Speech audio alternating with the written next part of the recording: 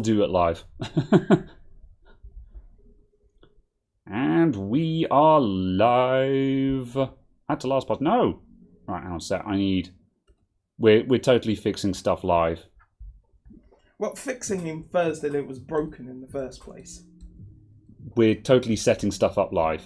Absolutely. We are configured. 15:48 p.m. Saturday. It's 15:48 in the Big Brother house. 8 a.m. in the Big Brother household. Absolutely.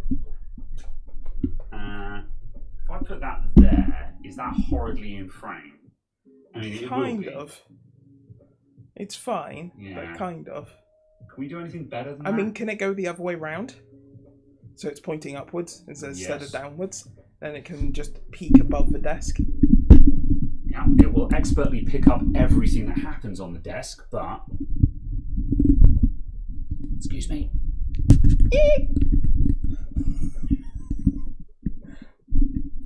Screech.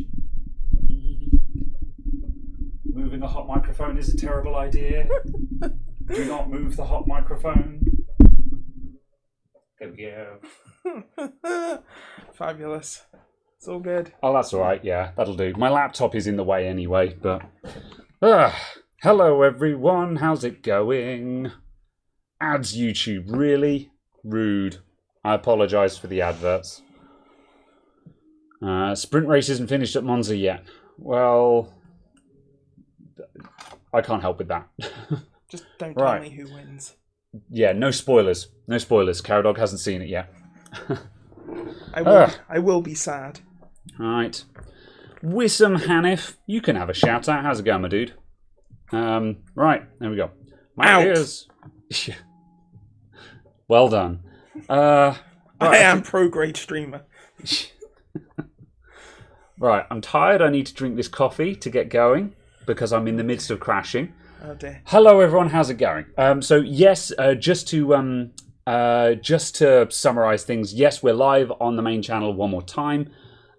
So I set up the new channel on Monday, I think it was, and when you, in order to go live, you have to be eligible to go live, which means you have to verify the account. I verified the account, and I've got the little green tick saying you're eligible to go live, and I'm just like, awesome, we're all done, we're ready to go. And then last night at about 7 p.m. or so, I was like, oh, I should probably schedule up the podcast. And I went to schedule the podcast. It let me fill out all the details, the title, the description, did all of that. And then I hit save. And it said there was an error. And I'm like, awesome. That means I'm going to have to fill out all of that again. And then after that closed, it then said, you need to wait 24 hours before you can go live for the first time. And I'm like, but I did. Why? I did that on Monday, but no. You have to be eligible to go live, and then you have to actually try to go live or schedule a live stream, and then it begins your 24-hour cool-off period. So I'm just like, oh my God. And of course, it's 7:30 last night at this point. I'm like, well, 24 hours, that takes us past the podcast window. So, yeah. So we got one more in this. It was either that or cancel the podcast, basically. Damn it, YouTube. Yeah. Stop breaking things. Christopher David, $20 super chat. Thank you very much. Cheers, gents, from Washington, D.C. Hello, Washington, D.C. So yes, it was, all a bit annoying, really. So that's that. It was an shame. It was. One more time here, then next week we will be on channel 2. That's that. I did put that in the description, didn't I? Let me just double check that. I did do the thing. Yeah. Can I, if I edit this, does it break everything? No, it doesn't. Good. Second channel for podcast. Yes, good. The second channel, the link is in the description for the second channel, so go check that out. Well, don't check it out because there's nothing to see there except a video from me saying the podcast is on the main channel this week. But go and subscribe and stuff. Check it out. So, yes. All right. It's proper bow. Wait, hold on. Oh no. Chris S. says, Christopher David single-handedly propping up this sham. Much respect. You shut up, Chris. You know what you did. Chris has gotten just comfy enough that he can slate us at will now, and it will be funny. Will it? I think it's funny. I appreciate the humour. I was attempting a put down there. Okay. You know, to curb enthusiasm, but fine. Yeah. It's fine. You let me down. You weren't on page. Well, he pays me, so... Well, I don't know how much he pays me. It's probably a free Prime subscription on Twitch.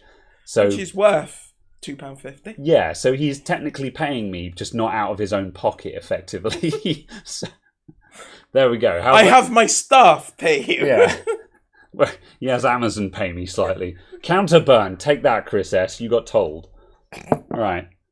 Oh. Yes, discussing the ethics of Amazon paying you. So anyway, we've got a great show for you lined up this week. We've got a new camera angle, which we're slowly moving across the room. And so yes, we're down a monitor, which is why we now got a laptop up for the chat. Can you see the chat, by the way? No. Okay. It's fine, because you said you were going to add me to the channel, so I was then going to pull it up, and then I'll add if you I to, needed it, I could look at that. Well, we're on the main channel now, so you can... Yeah, but that was fine. I was also... Don't worry, it's fine. It's all sorted now. Okay. Because if there is anything actually in the chat, we can engage with the chat. I do but that. It's fine. We're just chatting. That might... There you go. You can probably slightly see the chat now. Anyway. Right. Let's get into it. You subscribed to Channel 2 in the first 1K. You did. We're nearly at 1,000. So, yeah. Nice. It would be handy to get it up to 1,000. Not because I don't care how many subs the second channel gets, because it's just for other stuff. But if we can get it over 1K, it means I can enable monetization on it, which means we can still do super chats on the podcast. So, yeah, just saying. Anyway. Right. You appreciate the abuse. Nothing pains me more than being associated with Amazon. Yes. I'll give you that one. Yeah, abusive relationship. I was saying that next week we'll just move the camera even more and it'll be in that window instead, so it'll just be straight down here. Yeah. So we'll just turn and be like, hello, good afternoon, people. Yeah, or we could do the two camera joke like we did last week, where we actually have two cameras and we can just sit and suddenly go, in other news, we're talking about this today. Now back to you in the office. But we did that joke last week, so yeah, that's enough of that. I just that joke will never not be funny. It's all right. Some jokes get better with repetition. Thanks. Right, let's talk about some tech. Absolutely. Shock horror. Precisely. Yes. So we've got some more testing to do today. We've got some hardware that we were going to test. I pulled a box off of a shelf and was like, oh, this contains a bunch of broken stuff that someone sent in, and so we thought we'd do some. I think it's going to be more of an autopsy session, because I'm looking at the dude sent in a great description of the faults, and I looked at them and I'm just like, yeah, I don't think we're going to be able to fix any of this, but hey, we'll take a look at it and we'll talk about it.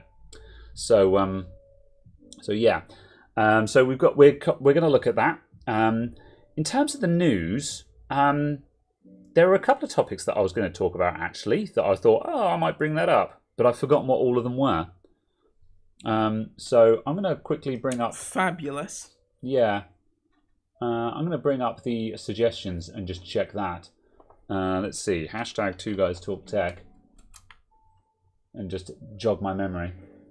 Oh, no, actually there wasn't. Literally wasn't any suggestions. Okay, well, I guess we'll start fiddling around with dodgy, broken hardware then in that case. I mean, the other thing was eventually, at some point, we're actually going to build out that P200. Which Yes. was mentioned from 3 weeks ago. Should we do that first? Yes. Just so we actually do that? Yes, absolutely. Because as you said, you need to test the stuff in it. I do, yeah. And we've actually got a cooler that we can put on it now as well, which is the other thing that was holding us it's got a up. cooler mounted to it. Oh, it has, just hasn't needs it? casing and a Yeah. power supply. Cool. That I supplied. Yes. Oh, yeah, because I was going to lob that CX430 in it. But we're sort of going, yeah. Are we putting that? We could put that CX430. That would do absolutely. the job. Just because then it's got one of my power supplies in it instead of one of yours. Yes. So yeah, I'm just trying to reduce the amount of your stuff that's in my computers. Because I feel like you never ask for anything, and I feel like you're just slowly building up a case against me.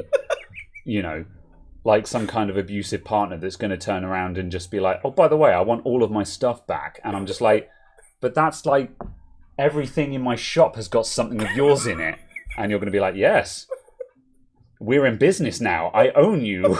You know, I feel like that's what you're doing. You know? That sounds like it requires far too much effort. Well, that's the thing. The trick is you're slowly tricking me into putting all of the stuff into the computers. Oh, God. That's a level of effort I cannot be bothered with. Fair enough. No. I just don't understand why you keep coming around with boxes of stuff going, I've bought all this stuff. Because you don't do it. And then you're like, we're going to do this on the podcast, and then never buy the stuff to allow you to do the stuff that you say we're going to do. So I'm like, oh, maybe if I have the stuff, we can do the thing that you said we were going to do. Maybe. Yeah, fair enough. Let's see. Oh, good. Thought I heard the door opening. I was going to be like, home stuff. How dare you? Yes. Hello from Denmark. Hello. This angle really does make Caradog look like...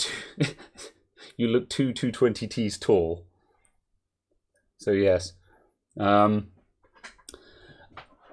do you think of Windows Deployment Service partially being deprecated? I don't know enough about Enterprise to really comment on that.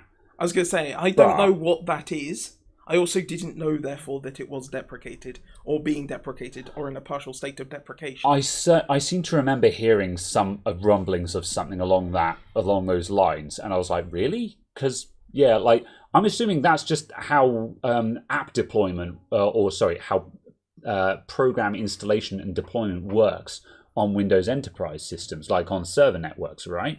Because I was like, really, they're doing that? That's kind of a big deal. But then on the other hand, of course, deprecated doesn't mean not working. It just means, we're not expanding on this. So is it because... I know absolutely nothing about Windows Deployment Service, but is it because Windows Deployment Service has been effectively replaced by Intune?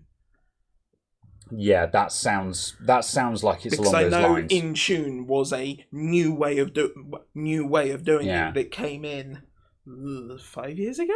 Yeah, because Windows deployment has been around since the Stone Age. Is Windows deployment the one that's built on IIS? Not sure. And again, someone correct me if I'm talking out my ass, but this is to do with deploying apps through group policy as well, right? Like if you set group policy on your Windows server, when a computer joins the Windows domain, it receives the group policy settings, which tell it to install the following list of stuff.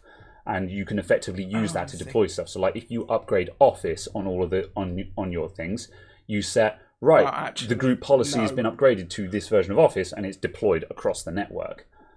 It's deploying SXs via PXE boot. Oh, I see. Huh. Okay, yeah, I've never done that then. Zero then, so I'm not even going to attempt to comment because I know nothing. No, that's gone out my wheelhouse. Nothing. Yeah, this has rapidly gone into the realms of we're sitting here speculating, and now it's been confirmed that neither of us have any idea what we're talking about. Yeah. Therefore, we should stop talking about the thing. Yeah. So I need to actually sit down and learn a whole bunch about ADS and stuff. Yeah. So I'm just like, there's a whole bits of stuff and things that I need to sort out. Yeah, fair enough. But I'm just like, there is lots. There is much and lots, and I haven't. And also, in terms of the people who are talking about rumours of an RTX 4000 series or, refreshes and stuff like that, I certainly hope not, because I got this. In case you can't read it from here, it's a 3080 Ti. It's okay, mine's still better. What, your 3090? Yeah, but it's a palette. That instantly makes it not as good. Because it's a palette. Mine's still better. Well, mine's almost as good, just with half the RAM. Not that you actually... Yeah, mine's got all the bits that matter. And it's a Founders, so yeah. But yeah. Has that guy accepted the offer on the 3070 yet? I don't know. Check it again, because I will be immeasurably... Check it out! Because I'm scalping my 3070. Because it pays for this, basically. In order to justify that 3080 Ti, the 3070 needs to sell. It's a full fat hash card, so it's going to go to a terrible life. So yes, I can't see the RTX 4000 series coming out next year. I don't know what it's going to be a minimum of 23, maybe 24 before we see them, I think. Because it's mainly just because Nvidia are going to fall back into that state they were in with the 20 series cards where they didn't need to make a new card. Because that's why the 20 series was with us for so long, wasn't it? Because Nvidia were just like, yeah, we don't need to make a new GPU. So we were stuck with the 20 series for like a much longer period of time than the 10 series, weren't we? I don't recall. Yeah. I genuinely don't recall because I don't know what the timing was between the release dates. Mm. But it's from my perspective, it would be daft for them not to have an entire new generation ready to go, straight out the door, ready to start printing as soon as the supply outstrips demand. To then go, here's all new cards, so literally everyone has to buy new ones again, right? Yeah.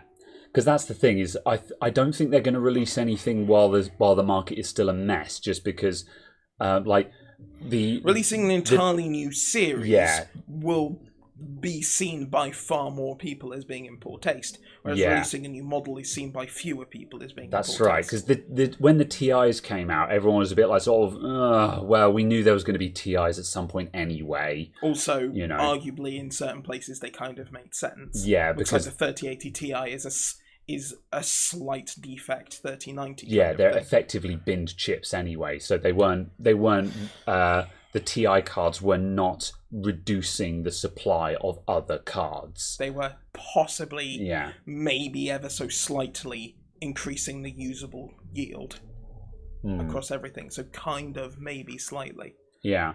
So yes. Just a quick side note before it scrolls off. Tolmanator. Hi guys, can I use a hard drive from an old PC, put it into a new PC, C drive with Windows 10 on it? Yes, you can. Windows 10 is pretty magic, and you can just pull that drive out, plug it into another computer, and it'll have a bit of a hissy fit. It'll say, what does it say? Updating hardware change or detecting change. It comes up with a weird message the first time you do it, and it'll sit and spin preparing for a bit. Hardware or something. Yeah, that's right. And then it'll just boot up. Yeah. So yes, you can do that. However, if it's from a hard drive, though, I'd say give it. It'll probably take 10 minutes. Yeah. Also, just keep in mind, if you're building a new computer and you're putting your old hard drive in there as well, keep in mind that's probably going to be bottlenecking you. As I get the appeal of wanting to keep your existing install of Windows. However, sometimes it's good to do a clean install, especially just so you can go over to an SSD or something like that, because then you'll get the best out of the system you're moving to. The other thing as well is, although you can copy the installation across, that doesn't necessarily mean that the new machine will be activated for Windows 10. Your activation does not follow the drive Windows is installed on. That follows the hardware ID. So if you move a Windows 10 drive to another computer that is not activated, it will still be unactivated. You don't. But then also it depends on whether you have a Windows 10 license on your Microsoft account and so on and so forth. So that's a whole nother discussion. But yeah, you can move the installation, doesn't necessarily move your license though. Absolutely. And obviously just the other thing of it's a good opportunity to reinstall Windows. Yes, agreed. If you're building a new computer, it's a good opportunity to start afresh and to rationally look through the stuff that you had installed and the stuff that was on the machine and go, do I still use this? Do I still need this? Do I want this? Do I need this? And to take it as a moment to offload a bunch of stuff that you don't necessarily need. Yeah, it's really easy to transfer a Windows install across multiple computers and multiple years. I've done it myself. And then just finally at some point you get to the point where you're like, I need to do a clean install. And afterwards you're just like, God, this computer feels so much better now, Or sometimes you'll be looking through your apps list and you'll just look and be like, what is all this stuff? And why is it still here? So you can do it. It's an SSD. Good. Yep. So yeah, as I say, you can do that. Just consider whether that's your best option. But from a technical perspective, yes, is the answer. So yeah. All right. Right. Apparently, these things cause cancer. Not too concerned about that, but thanks. So do sausages. Yeah. Thanks for the tip, though. Coffee. So yeah. Bacon. Mm. Leather effects. Sofas. Flux. Yeah. I'm sure that cheap Chinese ones have probably got crap in them. However, these aren't cheap Chinese ones, so... They are possibly the most expensive thing in the shop. Yeah, I don't know if they're branded ones, but they are recovered from they were recovered from a very expensive house that had a cinema room in it. So I trust that cinema room that was done well. Yeah, it was a professional setup. So yeah, they're not level. No, they're not. Next question. I feel like what you need to do is take these and actually make them move more, so then it looks far more intentional. Yeah. Or if you just had another line that was clearly like 4 or 5 centimeters above. The problem is, when I was putting them up, I was in one of those moods where I'm just like, I've been sitting on these for weeks and haven't gotten to it. I'm just doing it now. I don't care. I'm not planning it. I'm just I want them on the wall. And I was just like, rah! I'm like, they're not quite level. I don't care. They're on the wall. They're doing their job. So yes. Absolutely. And we've spoken about this on the podcast before, but they do an amazing job as well. So yeah. There is, yes, substantially less echo. Yeah. So even something that's effectively functioning as a room mic works. Yeah. And oh no, hell no, they're not asbestos. What? No, they are not from asbestos soundproofing. Yeah. Yeah, they're not from the 70s or the 60s or whenever asbestos was still being used. I don't know. Good lord, no. But anyway, where's this P200? Yes, let's do it. Right, do you want to unplug this thing? This? Yeah, I was going to say, I was keeping that on hand just so if we started testing hardware, we had stuff to plug it into. Doesn't this have a broken motherboard now? Yes, it does. Watch this week's video to find out why this computer doesn't work. The answer may surprise you. I pulled the plug while it was doing a BIOS update. Oh, great! Now you've told them everything. Oh no, 185 people of the 100,000 subscribers know the truth. Well, that's the perks of coming to the show. You get insider information. Oh, so clearly now what you're saying is the name of the video is going to be, "This computer doesn't work. Find out why," or something. Equally clickbaity. And then 185 people. Oh no, it just dropped to 107. See, this is what happens. YouTube statistics just did a thing where the concurrent viewers just went because YouTube did something weird. Either that or I just offended a lot of people. Anyway. I mean, it's true. We have apparently offended the entirety of Dutchland. Yes. The entirety of Holland. Which one? Anyway, what were we talking about before I just... P200. Yes. Yes, that's right. Yeah, we preview information now and then, whatever. Oh yeah, and that's the joke I was going to make. I was going to make that now the 180 people who are watching can go into the comments on that video when it gets released and put spoilers in the comments. Clickbait! Yeah. How dare! Right, I was about to go, oh no, I can't find the P200, but I moved it to there. For a minute I was about to say, and I can't remember where I moved it to.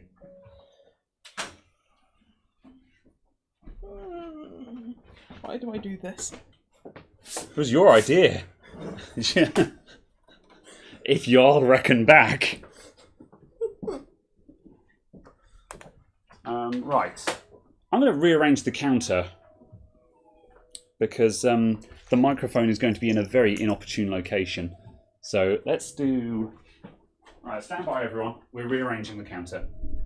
We're rearranging the set. Stand by.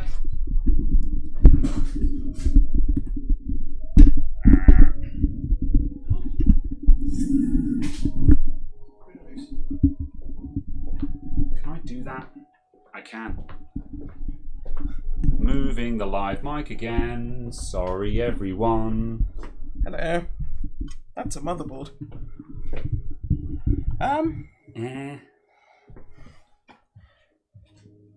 Right, okay, that mic is just going to float up there now. That's where it lives. Okay.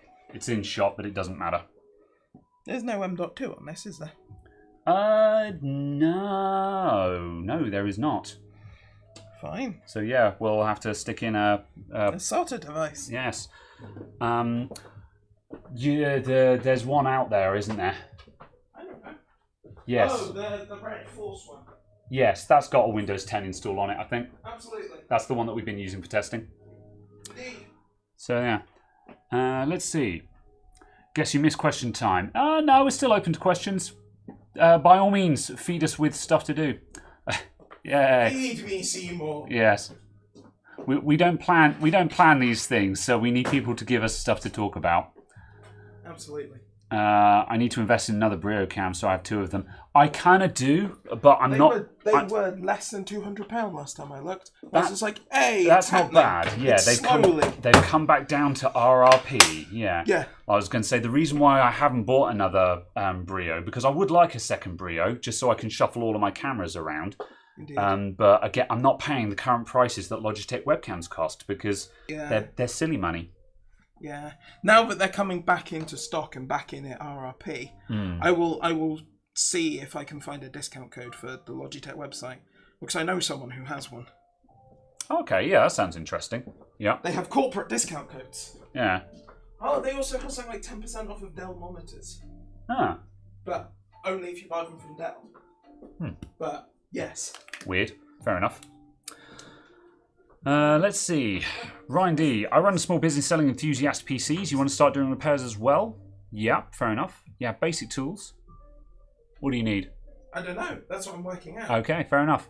What's the best way to start moving toward doing it on a budget? There's no straight answer to that question, to be honest, because the only way to start fixing stuff is to find something that's broken and try and fix it. So what you got to do is ask yourself, when someone comes in with a broken device, you need to take a look at it and go, what's wrong with this? What needs to be done? And what do I need to fix it? You've bought tools and things like that. So I would start off by doing what I call assembly repairs. And assembly repairs are when you just need to take something apart, swap out a broken part and put it back together again. And that's bread and butter. A lot of the time you'll be replacing dead hard drives in laptops, that kind of thing.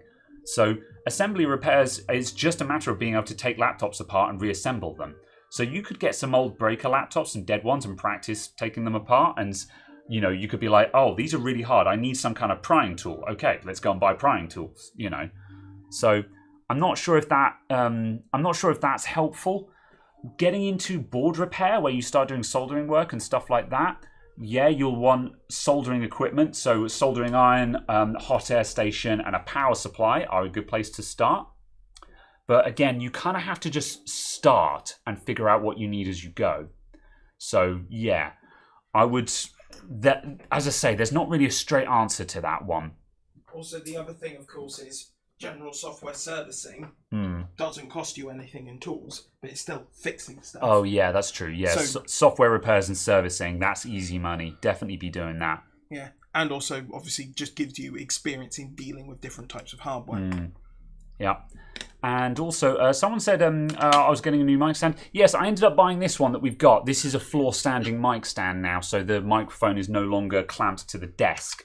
So it doesn't. So now we can tap on the desk without it going into the mic. So yes.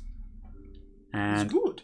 Also, someone said, off topic a bit, do I still have the Subaru and have I serviced it this year? I do still have the Subaru, and no, I have not serviced it this year. Does it still have oil in its engine? I hope so, because I'm still driving it around. Oh. The oil light hasn't come on. Oh. Oh no. It's due for a service, and it's on my list of things to do. I should actually just do that. I should actually order the stuff for that this weekend, and actually get that done before winter starts coming around, because it's going to be horrendous. And set up a camera and record it. Therefore, you're forced to do it. Yeah, I've done it before though. I've done a service on that car for the channel, so yeah. So? Do we know if the oil light works? Touché. That's not confirmed. I mean, one of the headlights doesn't. Wasn't that what was broken last time? No. I thought you said it was. That's fine. One of my fog lights has got. Fog lights. Yeah, one of my fog lights has got a bulb out, but obviously I don't need the fog lights anyway. So I mixed up your fog lights and your headlights. With when you said that. Yeah. Right. I'm gonna get this to an angle, and hope that it's. Well, it's this. I'm afraid the bench cam is just going to be in the way whatever we do. What if I do that. I thought you were going to have it vertical for a moment. Let's try that. Here we go. We're going vertical. Oil light should come briefly is when you turn on the car. That's a good point. I should double check that. I'm fairly certain I've got oil though. On my car, I'll know when it's out of oil. Yes, Uncle Rodney will come a knocking, basically. So yes. Right. I'm half expecting that just to be the name of your mechanic, and he appears at your door going, "Boff, boff, boff. What have you done now?" The mechanic I actually use is very much that judgmental. Not without reason, but, you know. Alright, there we go. That'll do. So let's do that for a bit. What does Caradog cruise around in? Stolen cars. Yes. You are a specialist twocker. So, yes. It's a legitimate term. But yes, Volkswagens mostly. Yes. Tiguan's. Yes. He doesn't suffer these poor people's hatchbacks. You see Caradog and a Miata. What do you think of the MX-5? He's very offended by that. He's very offended. I didn't realise I looked like a hairdresser. Yeah. I definitely approve of Deep Lades there. It's fine as long as it goes... So yes, to quote Mighty Car Mods, my car goes psh, psh. So yes, as long as it does that, I'm happy with it. There we go. You did it. This side panel is very awkward to remove on this case. It's one of the bits that I don't like about it. Unnecessarily violent. There's just not enough of a finger gap to get to lift the panel away. There's nothing to hold on to. And obviously... I mean, it does hinge, so, you know, if I put that back on again, you've got to get in there and sort of, man, I got fingernails and that's hard work. Like, I don't like it. I think the person who designed it is a climber, so they're used to holding on with their fingertips, you know? So. Oh, dear. I thought that was a good joke. It's reasonably relevant. So, yeah. Let's see, that power supply is only 450. Yeah, it'll be fine. No, it's only 430. Yeah, correction, yes. No, it'll be fine. Power supplies are very overrated. You can even do 384 watts in the 12 volt. Yeah. This has got, firstly, this has got an i5 in it, which is going to be, 65 watt TDP? Yeah. Probably. Less than 100. Yeah, let's pretend it's a 100 watt TDP, which is not going to be 100 watts. If we put in a graphics card, any modest graphics card to match this system is going to be. Let's pretend that we've put in 50 watts. Yeah, let's pretend we put in a 2070 or something like that that can go up to 200 watts. So now we were up to 300 watts total, and we've still got 130 watts left over for everything else. So remember, people massively overrate their power supplies, but this brings up the interesting conundrum of a lot of modern graphics cards. I've got a computer in for repair that has a Radeon 6800 in it. It has a Ryzen 5800X, which is a very thirsty CPU. That'll easily happily pull 140 watts, and the Radeon 6800 graphics card in there, and you'd be like, sort of, that's a fairly beefy computer, need a big power supply. I had that on a energy meter today. Under gaming loads, 350 watts. From the wall, 350 watts. Now, yes, it could pull more than that if we loaded it down in stress tests and stuff like that. But it goes to show computers do not use nearly as much power as people think they do. However, there's an exception. When you have something like one of these guys, when you have 3080s and stuff like that. Off again. Yep, I'm just going to flex with my 3080. So yeah, when you have one of those, the problem with them is, yeah, sure, they're going to sit and pull 200 to 300 watts under load, but they have a nasty habit of spiking, of having transient loads of like, what is it, like 600 or something horrifying like Apparently. that? Yeah, apparently they can send transients of like 600 watts. So like when they bang on to load for like microseconds or nanoseconds, there will be like a 600 watt spike. And that's going to last a fraction of a second. But your power supply has to be able to absorb that spike without going, ah, and shutting down. And that's the kind of thing that can cause power supplies to have a bad day. Ergo, possibly those gigabytes and things like that, you know. That's a separate issue. It kind of is, but also that's an example of something that could be tripping up power supplies as well. I guess. Like that, yeah. So it's a case that, yeah, that there are reasons as to why you'd have a much higher rated power supply. So that's the thing. So in this case, 430 watts in this thing, it's going to be completely fine. And while I'm sitting here saying sort of, oh, computers don't use anywhere near as much power as people think they do, there are circumstances and certain conditions where you need to have an overspec power supply to account for certain conditions. Yeah, absolutely. And obviously a case of it's a completely different ballpark when you get onto like Threadrippers and absolutely W's and things like that. Yeah. Because obviously you're a completely different class of hardware. Yeah. And I've got all of the requirements and stuff go right out the window. Yeah. Like, I've got a video from several years ago that was one of my very high-performing videos called 1000-watt power supplies are stupid, where I went over all of this. And to a certain extent, that video still holds up. Yeah. The core point of that video is still accurate, but the field has changed because of the 30 series and its transient spikes and stuff like that. Well, yeah. It's still kind of relevant, though, by the fact that I'm running a 3090 and a 5950X on an 850 watt power supply. Yeah. Yeah. So that's 150 watts less than still that don't need a kilowatt. Yeah. And it still doesn't need it. That's right. And it's perfectly happy, and I could probably go down to a 750. Yeah. And of course, the argument that people make of sort of going, oh, efficiency, your power supplies work best at 50% efficiency. It's like, no. Look at the efficiency curve. It's also a case. Yes, peak efficiency is at 50%. However, you're still getting almost peak efficiency all the way up to like 80 or 90% load. It's kind of also the fact that as long as you stay off of the extremes, that's what matters. It's also kind of that 0.5%, 1% kind of thing. It's very small. Yeah. And you're not going to be applying that kind of load where it's going to particularly matter for that much time, specifically, in the vast number of people's computers. So I'd contend that it's not particularly important. Yeah. But yes, I need some power supply screws. Okay. Are we using the accessory kit, or are you going to keep that sealed and just use bits that you have? Have I opened up this accessory kit yet?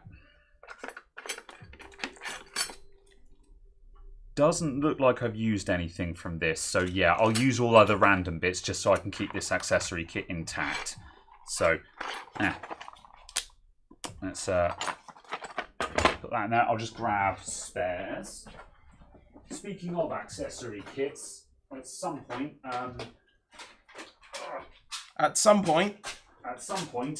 there's a bunch of accessory kits from all the coolers that we opened up that one time on the counter there, and we need to figure out what goes with what.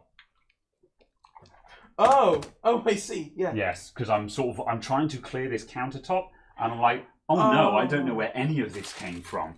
So yes, that's not something we need to solve right now, but just while I think of it. Not all of it is your stuff. Some of it is my stuff, but I don't think any of it's mine. Oh, okay. So I remember stuffing all of the stuff back in the boxes. Yeah. I think quite a lot of it may have come out of my Fractal Torrent, because I know the Torrent came with an ungodly amount of accessories. So also, some of it looks more like water cooler stuff. Yeah. Just because it's big screws. Yeah. And air coolers don't give you a big screw. This is true. Yeah, LTT did a video on how gold-rated power supplies are overkill. I wouldn't... see, that depends on what wattage you're aiming for. Because also, it depends on what you mean by overkill. Yeah, because, like, at, like, 500 and under, bronze is fine. However, as soon as you go over 500 watts, I'd absolutely want it to be at least gold-rated. Because...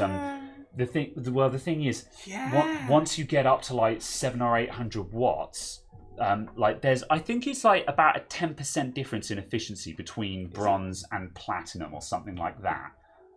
Because I think bronze is about like I think it's 10. Yeah, it is 80% plus bronze is something like it has to be 90% efficient across the band ish, and most 82. I think it's an 82 average. Between 10% and 90%. I think for bronze, and then platinum, and then platinum or titanium, the top one, is just over 92%. I think. I think it's higher than that, but yeah, I might be wrong. Average. Average. I think it's an average of about 92% across the entire band. Yeah. So suffice to say, rough average difference, I think, is about 10%. The distance between bronze and platinum isn't that big, but once you start getting into the realms of 700 or 800 watts plus, or even say 1,000 watts, because I've got a GameMax 1,000 watt that is gold rated. That's the one I've got as well. Yeah, and like at that point, because you're at 1,000. A 10% difference, you're talking 100 watts of potential waste there. And that's all. That's not just 100 watts of potential wasted electricity, but that's also 100 watts of heat in the power supply. And suddenly 100 watts of heat, that's actually a reasonable amount of heat you've got to dissipate, which means noise. That's the... I hadn't really thought about the fact is... my point was going to be a case as well as I'm uncertain as to whether you can buy a good power supply that's over 500 watt that isn't gold. Yeah. Not saying that gold-rated power supplies are automatically good, but any of the ones that are rated as being good power supplies are probably already gold-rated as well. You can certainly get a lot of 550 bronze power supplies. And as I say, those ones, if you actually start hammering them, like if you have a 550 bronze and you're running that up at like 400 watts load... At that point, you're probably going to be knocking a fairly reasonable amount of heat out the back of the computer, and that power supply is probably going to be getting quite noisy. So, like, actual efficiency and cost savings aside, like, the amount of money you save on your electricity bill is basically negligible. However, the user experience, trying to keep your computer quiet and pleasant, that can actually be fairly noticeable. Because that's actually my beef with my GameMax kilowatt power supply. It's quite noisy. So yeah, and that's also one of the reasons why, like, very expensive, super quiet or passive power supplies are always titanium or platinum, because by making them super efficient, they produce less heat, which is how they're able to be silent. Because if you're not producing any heat, there's no cooling needed, right? So. Is that a Zalman cooler? It's an Arctic. Yeah, I think that's the 7. Yeah, Arctic Freezer 7X. Certainly looks like an Arctic freezer. Yeah, it's absolutely an Arctic. But as in, it looks like the freezer design, as opposed to anything else, kind of thing. I don't like these plates. No, I don't either. I don't actually see what they're doing for me. Yeah, it's because there's... Well, actually, no, on this one, it's... Yeah, because we don't have a power supply shroud in this case, it's entirely pointless to have the plate at the back. There's also no vent at the top, so you have to mount it that way. Yeah, I was going to say, normally you'd have a plate on the back of the power supply because the shroud would not give enough space to put the power supply in. So that's there so you can slide the power supply in the back. But yeah, on this case, it's actually entirely pointless.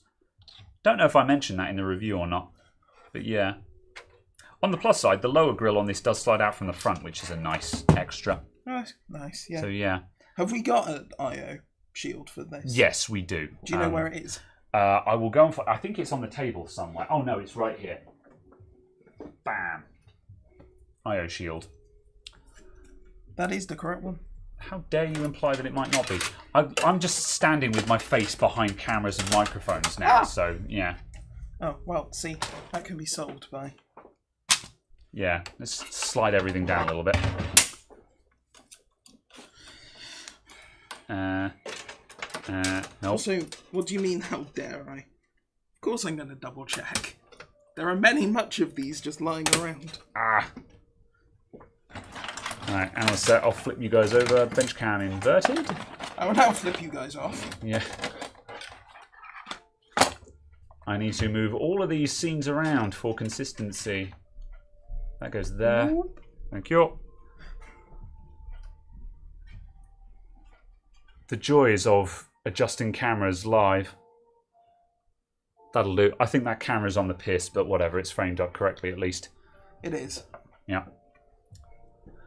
Right, I shall now catch up on chat. Let's see. Magnets. Magnets? Magnets. As in you want a magnet, or there's too many magnets? No, the magnet. Okay. It detached from the screwdriver again and just went, case. Run so many PSUs and so many have gone bad. Yeah. EVGA B-Stock is a good place to get PSUs. Okay, that sounds interesting. Nice case. Yeah, this is a Fantex P200, and it's okay. It needs to be micro ATX. It's actually a nano ITX. It's actually just an ITX case. And considering the actual size and dimensions of it, they could have made it micro. And they made it this big because you can fit 240mm AIOs in it. You can put water cooling in it. But as I say, if they just tweaked the design slightly, you would have been able to fit a micro ATX motherboard in this. But as it stands, it's ITX, but the size of a mini, of a micro ATX. So, yeah, it's okay. However, I do like the look of it. It's a baby Fantex, and I appreciate that. Fezzy with the £5. Thank you very much for the super chat. Yo guys, loving the streams. I need a fan controller. I tried deep cool and thermal take, and both sometimes stop, and some of my 6 fans are after a restart. I'm not sure who to recommend at the moment, because I was actually also looking at fan controllers and RGB controllers for my torrent build. And my solution to looking for a new fan controller was to use my old fan controller, which is my NZXT one. However, that is also imperfect and has its quirks. So I don't have any strong recommendations for that. I was looking at Cooler Master fan controllers. Alternatively, you could look at using something like a Corsair Commander or something like that.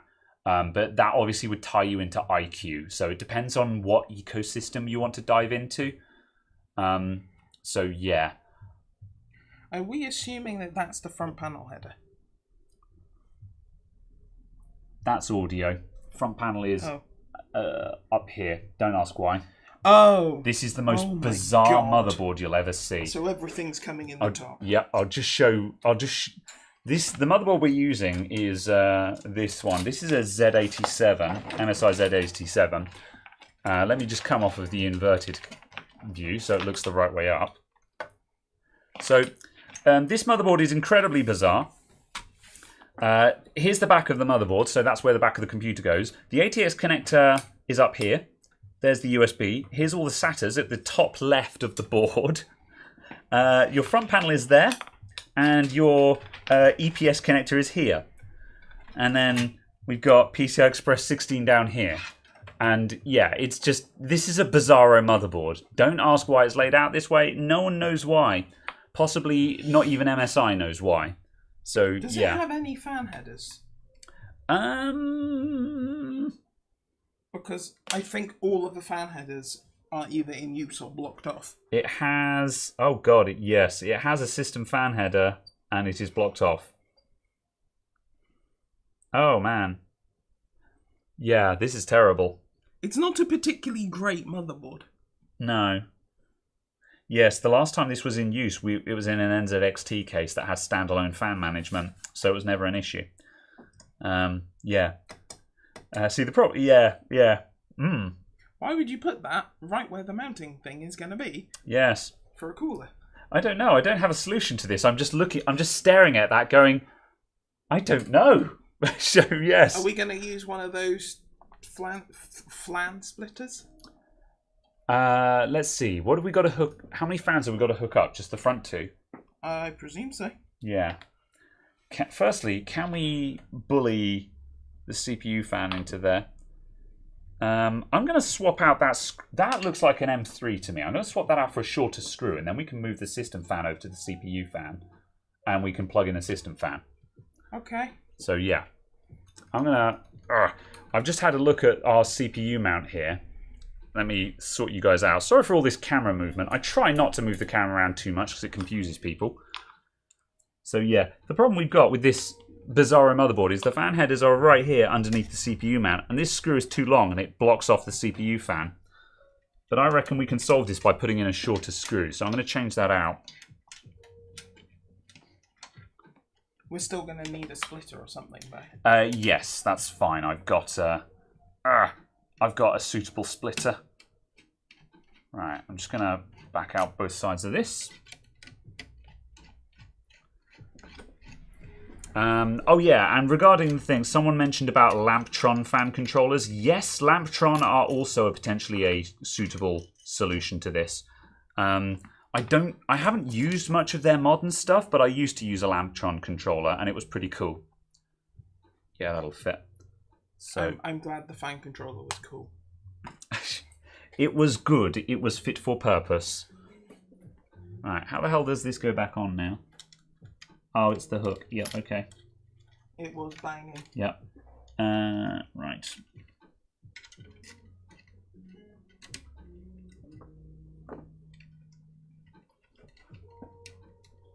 Oh, okay. And put that one back in.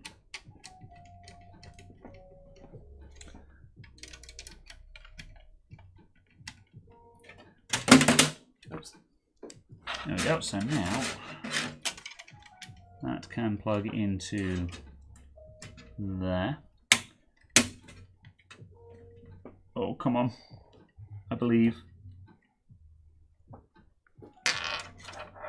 There we go. Like a glove. Good. Right. That's ready to go in. And let me find you a splitter. Also, the screw you took out needs to go back in the box for this cooler. Yeah, you're right. I mean, it's just an M3 screw, so it doesn't really matter, but... Yeah, okay. That's how you end up with this. Yes. Right, I saw a little double... Shadow of a man. Scaramouche. Fine, I'll just lob one of my triple ones on there for now. There was a nice discreet little double one that I found. I'm like, ooh, that'll be good for something. But I don't know where it is, so have a triple. Have a triple fan splitter. Whoop.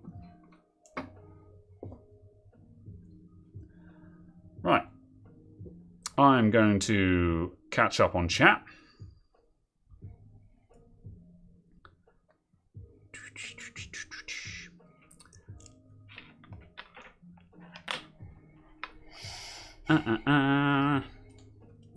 Yeah, X99 boards. Yeah, HEDT boards are bizarro as well. They tend to do weird stuff with high-end desktop stuff, so that can be a thing.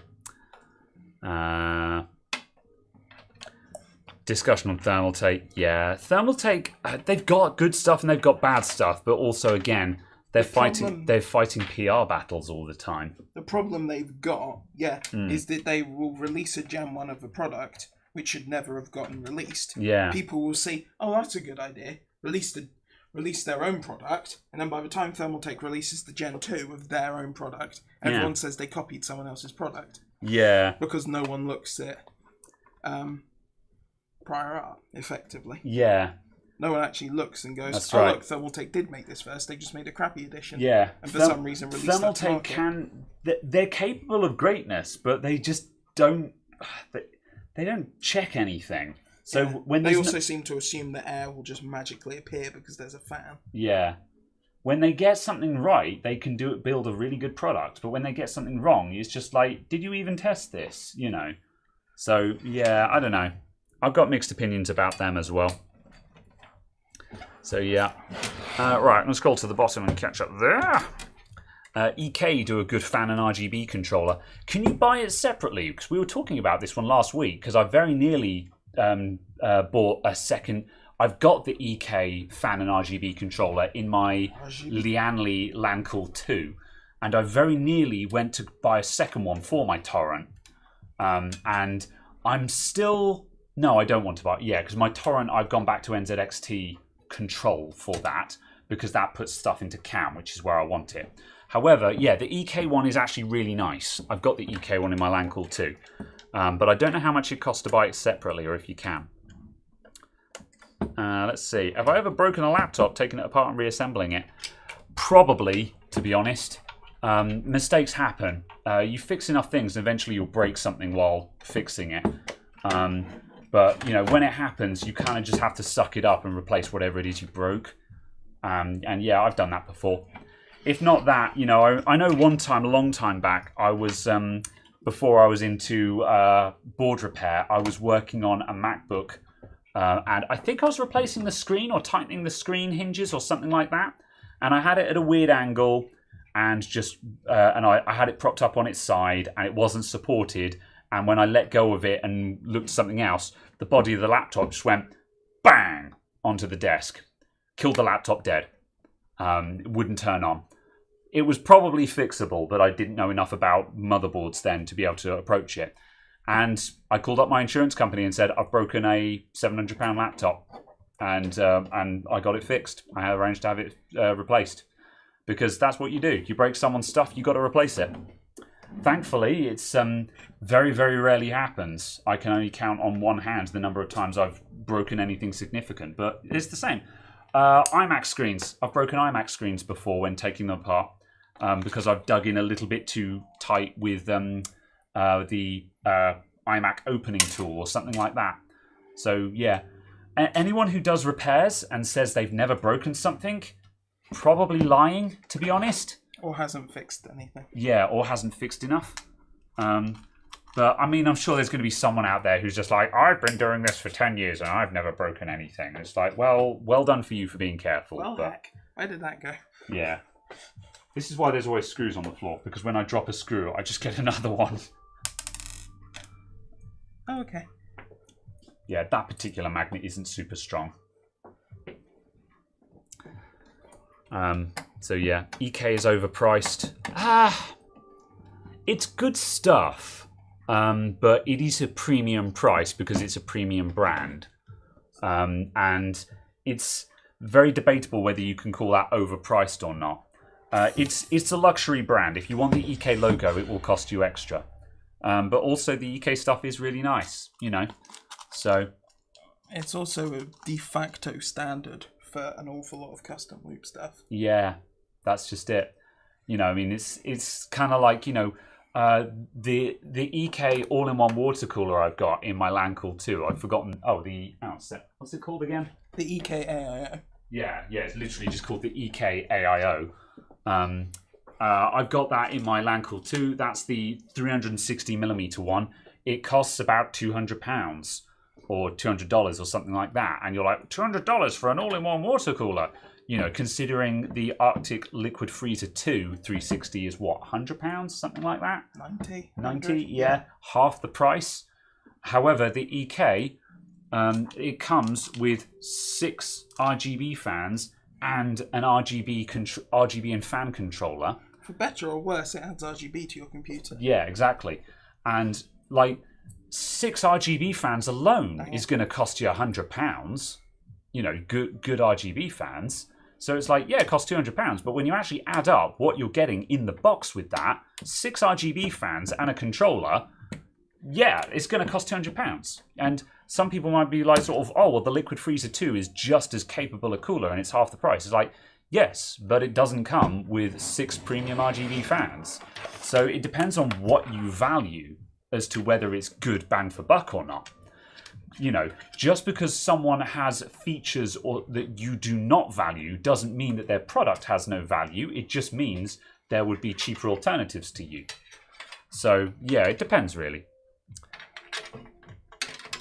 You don't consider EK premium. Yeah, a lot of people would disagree with you on that.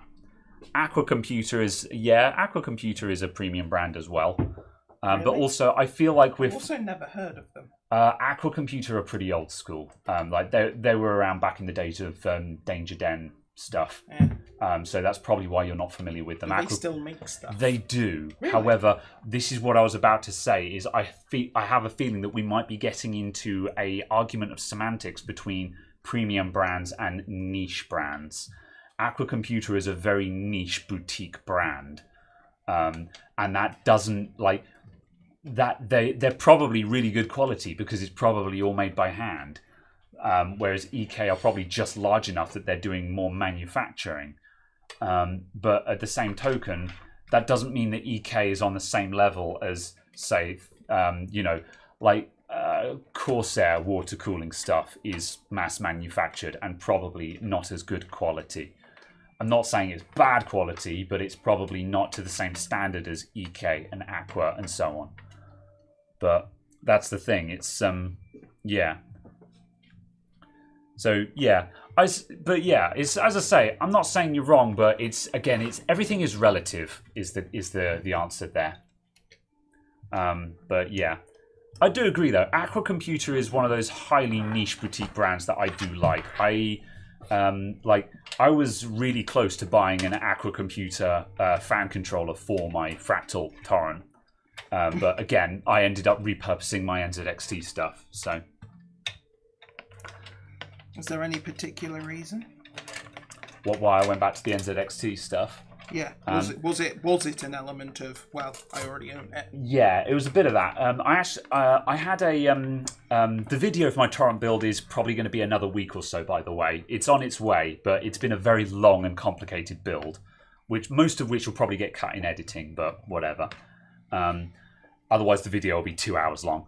At any rate, though, yeah, I had a DM from someone who was like, "Oh, did you know that you can use ordinary ARGB stuff with NZXT controllers?" Because obviously, the reason why I wasn't using NZXT is I was like, "Well, I'm moving to the ARGB ecosystem, whereas NZXT is proprietary." So I just assumed that I couldn't reuse any of my NZXT stuff. And someone said, "Oh, you can use them together." I'm like, "Yes, I already know this. I know you can plug an NZXT fan into an ARGB controller and it will work." But my issue was the other way around. And when they said that to me, I was like, oh, well, if I can do that, there's no reason why I can't plug the ARGB fans that came with my Fractal Torrent into an NZXT controller. And so that's actually exactly what I've done. It required some custom cables to be made up, but that's not terribly complicated. And I explain in the video how to do this. You have to make a custom adapter header that has an inline resistor in it, basically, which is, it requires some DIY work, but it's not rocket science. Basically, pin number 4 needs a 10k resistor on it. That's it. And so as such, but what that has now given me is that I already run NZXT cam for my Kraken water cooler.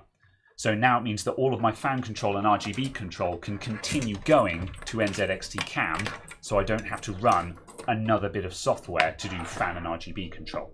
True. So I've ended up being better off just repurposing. The other thing as well is, because of reasons, as you know, I've got an extra NZXT controller because I swapped the one out from my old case. So I can put my old one back in my H500 and not deprive that of its built-in controller. So yeah. So yes, end rant. All of this will be featured in the video, because the torrent video I've decided is not going to be a review of the torrent per se. It's more going to be this is me doing a serious build with the torrent and discussing what it's good at, and possibly the bits that people don't cover and the annoying aspects of it that people don't talk about. Starting with the fact that it comes with 6 ARGB devices but no ARGB controller, which is actually quite a pain in the ass. So yeah. Doo-doo-doo. Is it a bit grot? Yeah. Also, I found your tester. One of them, yes. I'm going to put this down here. And you watch, the next time we need it, it won't be there. No, because you'll have put it somewhere else. Yeah.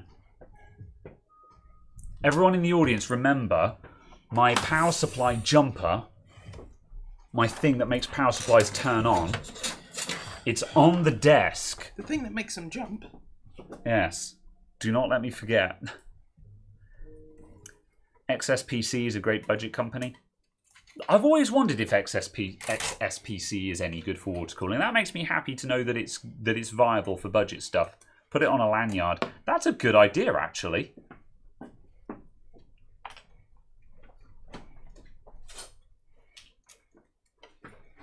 Accidentally sets fire to lanyard.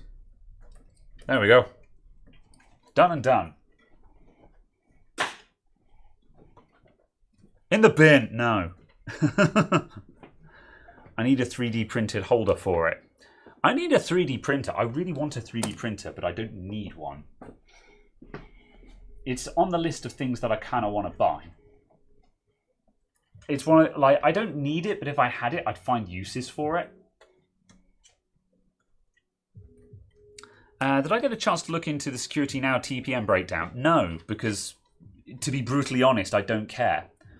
It's kind of like I said to the message about that. Again, people talking about Windows 10 requiring TPM2, etc., etc. It's like, yeah, Microsoft said this. They said it from day one. There's no news here other than the fact that Microsoft did exactly what they said they would. Everyone's just still really salty that they can't run Windows 11 on their Skylake. Well, they can though. They literally just install it from an ISO. Without you won't get security updates though. However, again, it's a case of Microsoft never promised it would work from the start. Microsoft said that those devices would not be work. Microsoft said from day one. Who tested this? Or more precisely, who didn't test this? CPU hole. Guess what I can't put through a CPU hole? Oh, I see. The 8-pin. Yeah. I mentioned that in the review of this case. That the EPS power cable, if you split it, it will go through. Yeah. Yeah. Oh no, I am aware. I have worked that out, but I'm like, yeah. Whom stuff. Is this the small? It's not M80X. It's ITX, which is super annoying. It's big enough to be M80X, but it's not. It's really frustrating. I'll show you the internal view. Whee. Whoop. Let me just invert the camera again. Whoop. There we go. There's an internal view of this build. So yeah, it's big enough to be M80X, but yeah, they just it could have fitted M80X, but it's an ITX case, and like that's not the end of the world because there's lots available for ITX as well, but it could have been M80X. But I don't know, like if you go ITX or M80X, you compromise for either, and in a way, there are no top-end M80X. Is this? Would I be right in saying there are no top-end micro ATX motherboards? So hypothetically, you're actually better off being ITX because there are top-end ITX motherboards. I guess. Don't know. What do you need? Zip ties? Yeah, or fabric cable ties. Yeah, I've got a couple of the fabric ones actually available. So how about that? Is that any good to you? And there's another one kicking around as well. Clearly it will have to be cable ties. I require much bigger than this. Bigger. Thanks. I just love that there's far more cable tidying on this than there is on my computer. EVGA makes For the Win micro ATX boards. Oh, interesting. That's cool. I never see EVGA motherboards around on other websites. Do they only sell them through their own website? Or have I just not been looking for them? Maybe I've just not been looking. But yeah. That's interesting that EVGA make a For the Win micro board, though. I'm surprised at that. I'm surprised they bothered, to be honest. It seems like a very... That's the problem with micro ATX, is it's kind of in no man's land. Is that... I honestly forgot that EVGA made anything other than the dark motherboards. Yeah, that's what I thought they were doing. I thought they were only on the dark ones now. But yeah. Because I thought the EVGA motherboards were basically just competitive overclocking boards, and that's about it, basically. Although, actually, competitive overclocking boards are kind of... ITX. Well, yeah. Or engineering samples. Or 2DIM. Yeah. ATX. But yeah. Yeah, because the problem with micro ATX is that it's not really that much smaller than full ATX. And if you want the case to actually be small, you go ITX. And so... Other than this case. Yeah. So, because like this review, the comments, when I reviewed this case, the P200, the comments are filled with people going, that's not really an ITX case. And it's just like, yeah, you're kind of right. You know, you can go way smaller with ITX than this. I mean... So it kind of begs the question why they didn't just make it micro. I'm pretty sure my full ATX cases are about that much shorter and about this much taller. Yeah. Well, that's the thing. When I put this side by side with the 220T, which, as it conveniently happens, we've got one on hand. Yeah. It's just, yeah, a very weird size. I'm going to leave that for you because it's RGB shite. You love RGB shite. I'm not part of this scene. I'm going to put this next to it. Hang on a sec. And hold on. Yeah, I just wanted to make sure those cables weren't thing. I'll just cut to the wide shot a sec. Cut to the wide shot. I know which one I prefer to be building. Well, that's just it. Full-sized ATX, ITX. It's just like, you know, look, it's 2 inches taller, and you get full fat ATX. And it's basically, it's actually slightly narrower as well, and the length is about the same. And it's just like, I love the P200. It's super cool, but it's not meaningfully smaller. The biggest problem with the 220T is the rear mount. That comes out the back. Yeah, that's the way it is on most cases, though. That's the biggest problem with this, I can talk. Yeah, it's a pain in the ass to fit. What? This is why I mount my power supplies fan side up. This is literally why... Yep. Never tested this. This is why I put them fan up, so you don't have to deal with this. Caradog is struggling with the power supply filter. So, yeah. Just put it fan side up and you never have to deal with it. So, yeah. Aggressive honking. Everyone talks about cooling and no one thinks about practicality.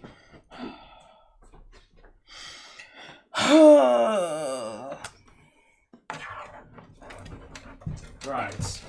Where were we? Also, just this case is somewhat of a mess to try and cable tie it. Yeah. Oh, yeah. We were swapping out because you were. Yeah. Okay. You're on ChatGPT then in that case.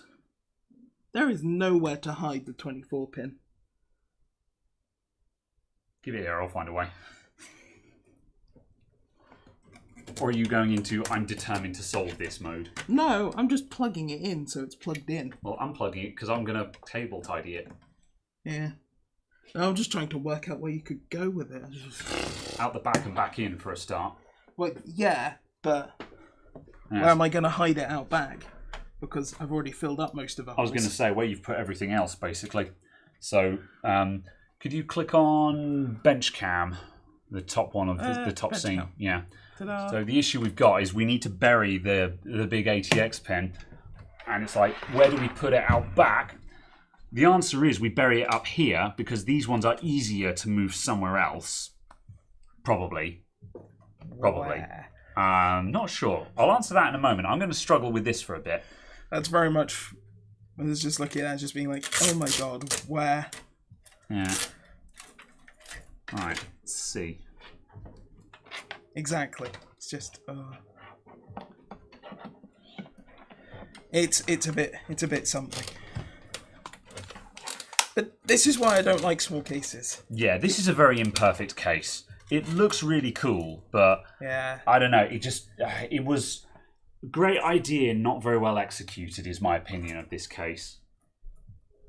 Absolutely. It's one of those cases where you need to buy it just because you really like the idea of a baby Fantex.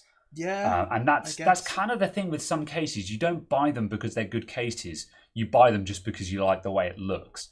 And I don't think that's an offensive thing to say when PC building, because when you're building... I think it's offensive when I'm trying to build with that motherboard in this case. Yeah. I mean, it's, a really important part for a lot of people with their computer is that they want it to look pretty and they want it to look the way they want it to look. And so they're going to buy the case that they think looks the nicest. Yeah. And if you like the way this case looks, then buy it. However... No, in terms of actual practicality, it's not a very good case. It's a bit. Got great cooling though, because it's airflow case. Yeah. Oh, what was the case? Who? I'm sure someone will remember the manufacturer, but the Synchro case. the one with the 12-volt only power supply, and then it's got the breakout board that fits like here. I thought that was just a Seasonic power supply that had that. Ah, Seasonic. Yes, they made a case. They made an actual case. Oh, they made a case. Oh, right. Yeah. Yes, yeah, the Seasonic case with that. I kind of want one of those because also it's inverted ATX, so it's on the left-hand wall. Oh, that's interesting. And that works for the layout that I have of my desk. Yes, I was about to say inverted ATX is only useful if you put your computer on the left. But yeah, if you have your PC on the left, then it's your best friend. Exactly. So I was just like, So I kind of want one of them. But my only issue with it is it, as far as I'm aware, it only comes with one power supply. Yeah, although it's going to be a really heckin' good power supply. I can't remember. Well, the review units I saw were only like 500 watt. Really? Yeah. And I was just a bit like, oh. I assumed it would have like an 850 or a kilowatt super duper all singing all dancing Seasonic in it. Because otherwise, who the hell are they expecting to buy this case? Yeah. Surely not OEMs, you know. No, I don't know if it was kind of they built the product because they could, kind of thing, and then went, this is how you can use this. Yeah. Everyone go wild, kind of thing. Make your own stuff out of this, or if they were expecting it to be its own product. But yeah. Also, the other thing that's quite cool, obviously is good about inverted ATX is if you've got a GPU with lots of RGB in the fans, you can actually see the fans. Yeah. Ugh.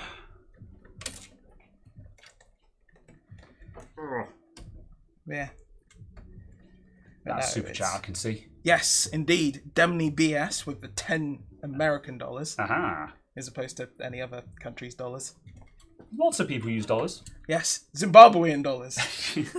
But no. No, that would be worth about 10p then. Yes, indeed. But anyway, as they say, I can't go fan side up on the power supply using a CM500M and has a PSU shroud.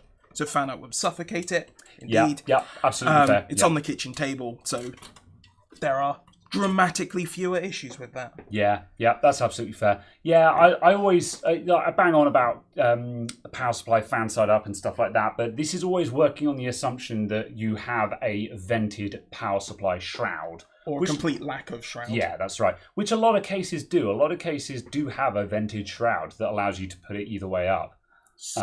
However, sometimes it's not possible. Like case in point, the 220C does have one. My Corsair 400C that I've got under the bench doesn't have a vented shroud, so that's fan side down. And then additionally, there are some weird cases where they don't have mounts both ways up, and you can just be restricted. But yeah, just the issue is again, just everyone goes, oh, it should be fan side down, but no one talks about the fact that no one cleans their filters. Yeah. Because or certainly like us, the power users, you guys in the audience probably do, but again, keep in mind that you guys are in the 0.1% of users who actually maintain their PC as a hobby, rather than just when it stopped working and needs fixing, kind of thing. Yeah. Exactly. So, and obviously kind of the case of someone who is watching this kind of content isn't going to be the kind of person who's specifically coming to a repair shop to get their computer fixed. Yeah. So the audience is not the same as the customers. Yeah. So, yeah. As Mikey says, the only time I will be in the 1%.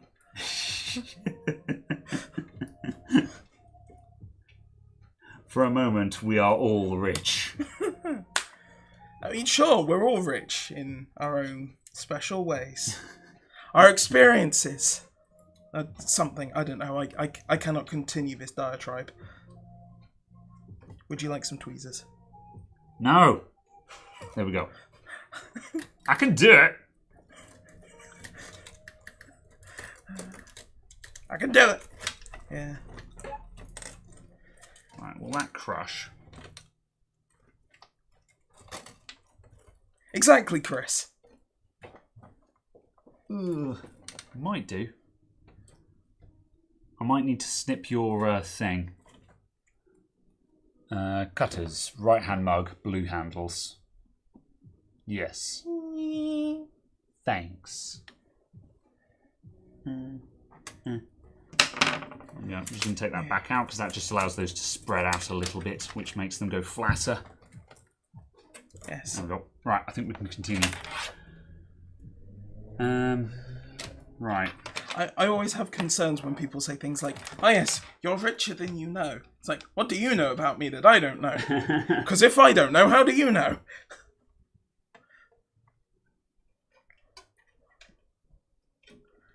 I'm going to put a graphics card in there. I could put that. Where's that 960 we had? That is. What 960? There was a 960? Yeah, I remember when we were testing all that hardware. We had this 960. We'll lob that in there. The 2 gig one. Yeah, only a 2 gig card, but that actually means that we can lob a gaming graphics card in this thing that is capable of gaming. I assumed that would be implied by the gaming of the graphics card. Yeah. Right, that's that. Absolutely. That needs SATA power. Okay, these got to get plugged in. Right. Just make sure one of them is on the one that has the pin for the speed. Yes. I have made that mistake before with these. Yeah, these 3-pin fan splitters, only one of the connectors will actually have the speed sensor on it. So if you're only plugging in 2 fans like I'm doing here, you need to make sure that the one with the yellow wire is actually being used. Which is why a lot of fan hubs have got a fan header, which is why the port 1 on a lot of hubs is highlighted or has a big "use this" on it kind of thing. Because that's the port that it's getting the speed sensing from. Right, I'm just going to put that there. There's going to be some fold flat going on here. This doesn't need to be a tidy build. This is literally just a testing build. Right, I'm going to put the SSD here, I think. So that comes off. That's going to go on there. Oh, I see. Is that plate bent? It felt like it. Yeah, it is slightly. Huh. Have some. That'll do.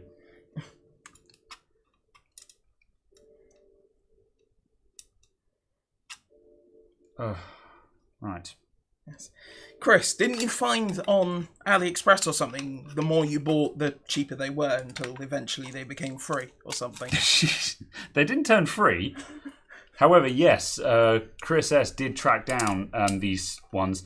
I bought another bag of them from the same link the other day, actually. Chris S. did discover a really good link for these fan splitters. And yeah, you buy them on AliExpress and you buy the 6 of them or something like that. They come down to like £1.50 each, which is crazy good. So, you can buy... Oh yeah, so I've got 2 bags of these things here because I just use them all the time. And as I say, each one of these bags has got 5 in, and I think it was $7 for a bag of 5 or something like that.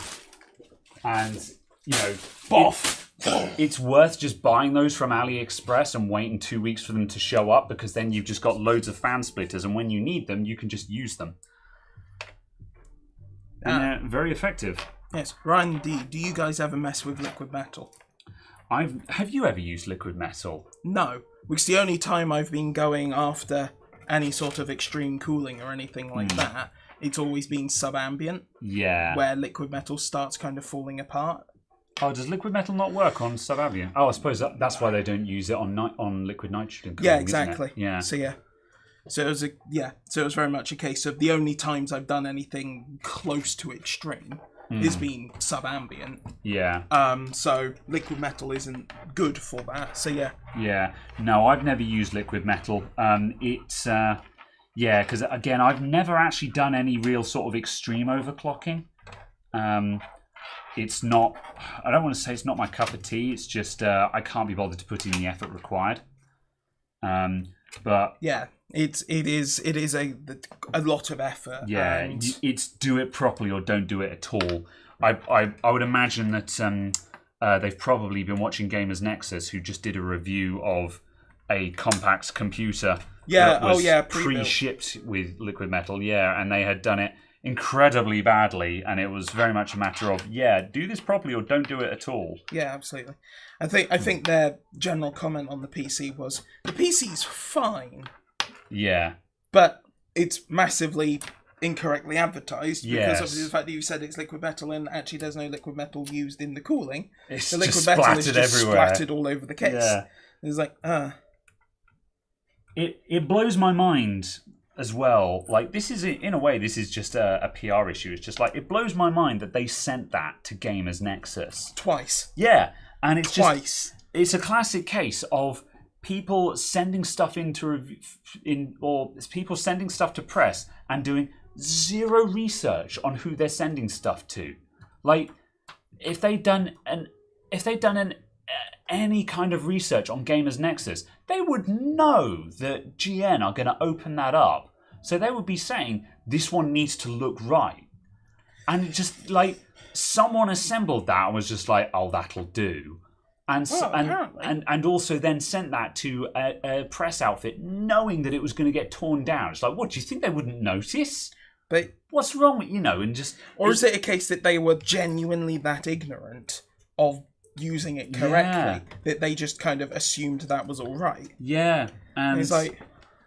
I don't know, it just... I get this with people who send me emails saying, we want you to review XYZ kind of thing, or like some product. And I'm like, the fact that you're asking me to review this product, which has nothing to do with my content, shows that you haven't done even the most basic of research to see what kind of content I produce. Yeah.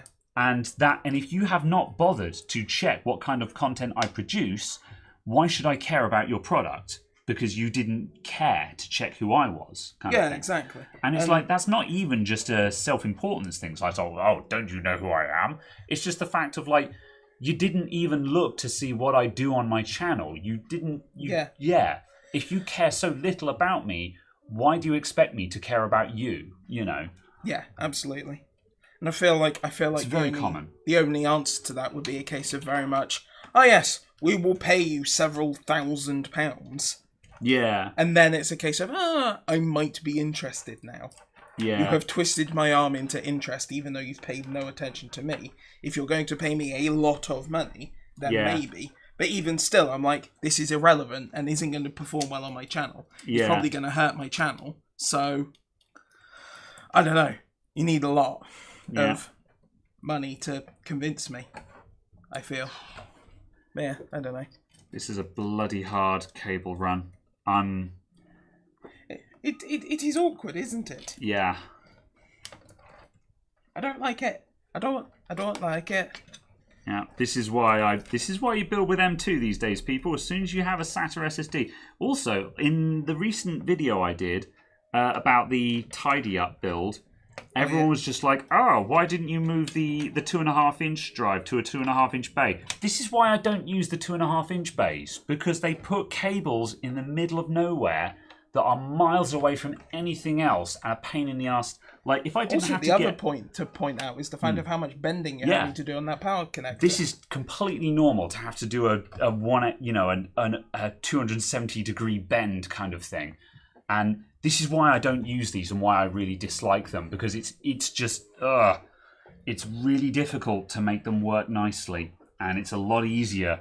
Like, this case doesn't have any 3.5-inch bays, but it's so much easier just to put it in the 3.5-inch bays, where you've got gallons of room around it to bury the cables.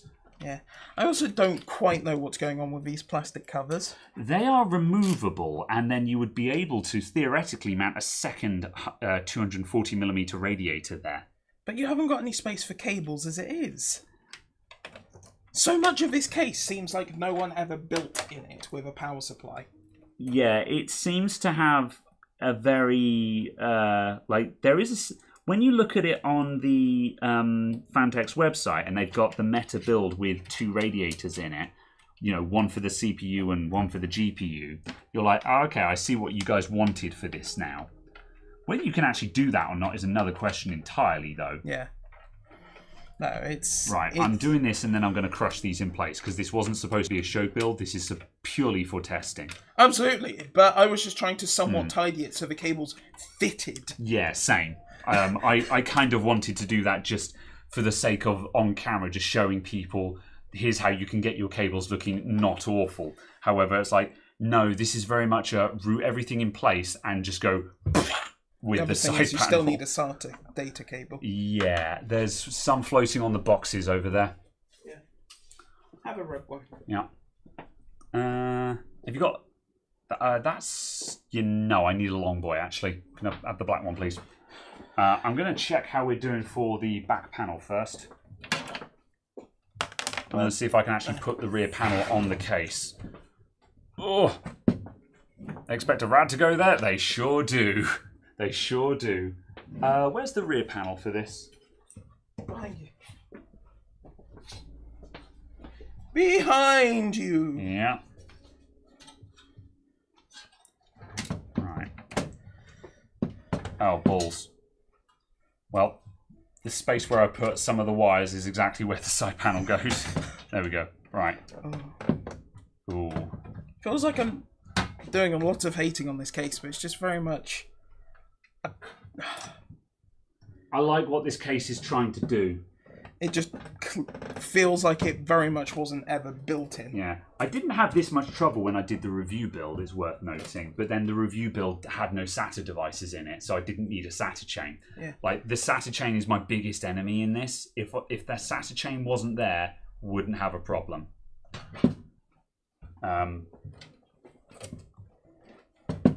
As it stands, though, that has to go down there, because it's the only place where there's enough depth for it. That's got to go like there. Oh, God, it's disgusting and horrible, and I hate it. Right.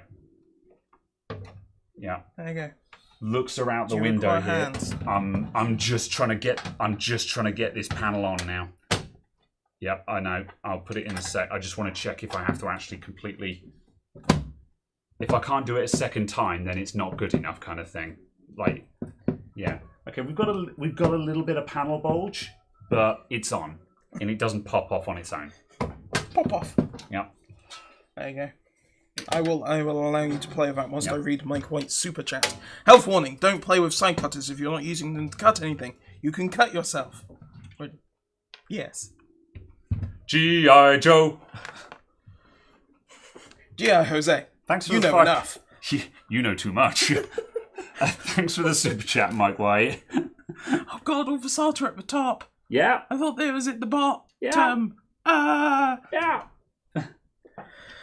Oh no. Oh dear. Oh well. This is a bizarro computer that makes no sense. Oh, thank God. You were thinking it was going to have to be the other way around. Yeah, and I was like, am I going to have to do a horrible twist? All right. That's fine. It's fine. All we need to do now is work out how to get the GPU power in. It's already in the main space. Yep. Yep. What we need now is we need that picture of have you seen the Homer Simpson screen cap where all the loose skin is tied up behind him? Yeah. This is that. Oh no. My SATA cable has jumped out of place. It kind of almost feels like one of those things where you like get the cables in place and you just spray glue all over them and just be like, oh no. You just like plaster plastic on top so they never move. Yeah. It's the third act of the Lego movie. Ugh. Oh yes, yeah. It's fine. Look how neat and tidy all of our cables are, everyone. Look how wonderful it is. Isn't it great? Yeah. I mean, the fan cables are a bit annoying, but whatever. There is little that can be done with this. Yeah. It is entirely something. Yeah. Right, what happened to that graphics card? There we go. Does that need cleaning? Nah, it's alright. It's good enough for Australia. It sure is. That is an Arctic 7X. Did I get any other Arctic coolers? I can't remember. I think I only got the 7X. Oh yeah, because the other ones were the Cooler Master. Yeah, the other one's the Cooler Master. Yes. Therefore, it is the 7X. Come on, there we go. Right. Which was literally purchased just because it was the cheapest one by a named brand. Or a brand that I had heard of on Scan's website? Or on Amazon. Wasn't it Amazon? I can't remember. Yeah, because one or other. You bought a crap ton of Amazon warehouse deals, didn't you? No! Oh, was this not part of that? No. I just found a bunch of Amazon warehouse deals and went, this is stuff that you said you wanted to get and it's cheap. If any of this is interesting. I wanted to go down the back and back in, but... How? It lives there now. It lives here now? Yeah. This was not intended to be a show computer. Simply a computer that shows that... Yeah. Sometimes. Oh no. What? Oh, we're okay. EPS cable wasn't plugged in yet, and I was like, God, please let it have enough slack. If there hadn't been enough slack, it would have been like, oh no!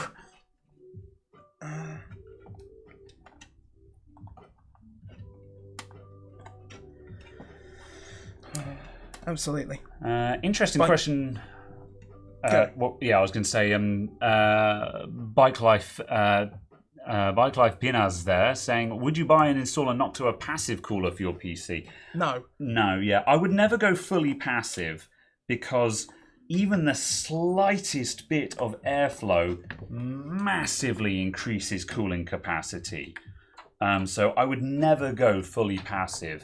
I would always buy an active cooler and run the fan at like 300 RPM or something like that.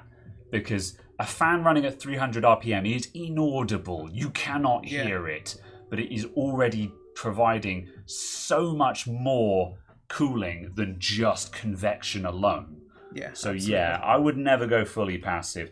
Like, everyone loves the idea of passive. Have you just connected up? Oh, we've just got the power lead and that's it. Yeah, there isn't anything else. I was looking at the front panel header going, there's nothing connected to this Caradog. What did you do? I plugged in the power switch, the only front panel connected that this case has. Yeah. Well then. Okay. Because the power is done by the stupid RGB-ness. Yes. But no, it's fine. It's all good. Right, let's power this thing up. Hopefully. Fingers crossed. Good lord. Yeah. I do not want to. 1:38, good. I was just checking what the timer was at, and I was like, I hope it hasn't taken us like 2.5 hours to build this. Feels like it. Yeah. Bloody feels like it. It's taken 2.5 hours off of my life, I think. You need a dongle. I do. Where is one of these ones? That's the one. One of them ones. And where did that keyboard go? White. Oh, it's here. Yeah. Have a keyboard. There you go. Have some candy. Right. Then we want to capture. Helps if I turn on the power supply. Also, that power button really didn't sound healthy when you did that.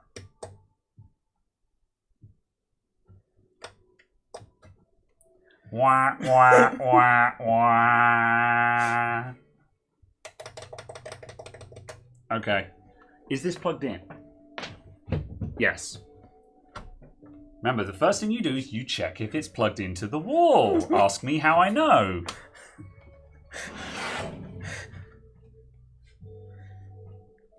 Okay, the power button is plugged into the power LED. Oh. So that's your problem. Oh. That was your job. Well. Right, I've just made it to reset, so we're climbing up the ladder. There we go. That should do it. Oh, well. Stuff. Things. What do I pay you for? You don't. Bam. Hey, what do you know? It's alive. That's good. Did you plug in the SATA? Yes. To the motherboard? Yes. Okay. So if I go to the Live Gamer Mini? Yes. I don't know where that's going to appear, but if you click on Live Gamer Mini... has the eye. It's behind the Camlink 4K. So if you hide Camlink 4K, boop. Click on Live Gamer Mini again, and that needs to be activated. So click on the activate button. Oh. And then that'll do. There we go. It's full screened. Ta-da! Magic.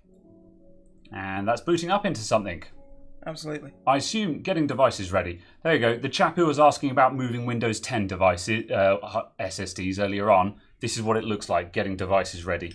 This SSD has been pulled out of some other computer, so now it's just gone. Yeah, it was that random A520 board. Yeah.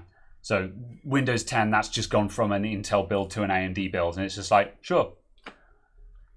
Remember back when you tried to do that with Windows 7 and it would just throw a world-class hissy fit? You could move Windows 7 between builds, but man, you needed to do some housekeeping to make that work. You pay Caradog with waffles, with stroop waffles. I do sometimes. With soap waffle. Oh no. Oh god. So we're running heaven on this apparently. Soap waffle. Good. So the reason why we were building this is that this motherboard CPU and RAM is not trusted. So we kind of want to see if it has problems or not. So yeah, there you go. It does stuff. There you go. Honestly, the fans changing color made me think the computer had just gone, nope. It confused me because the cycle changed slightly. I was like, Yeah. Have we got built-in RGB on this? No, I don't know. You can control it with the power button. No. Usually a Fantex would have an RGB button underneath the top lip bit here. So I was just imagining that in a Chinese advertising thing. Yeah, it's all down the bottom on this one. The front panel's down the bottom. So yeah, we've got modes. There we go. So we can change the fans. There's the nice blue one. Oh, I just went past it actually.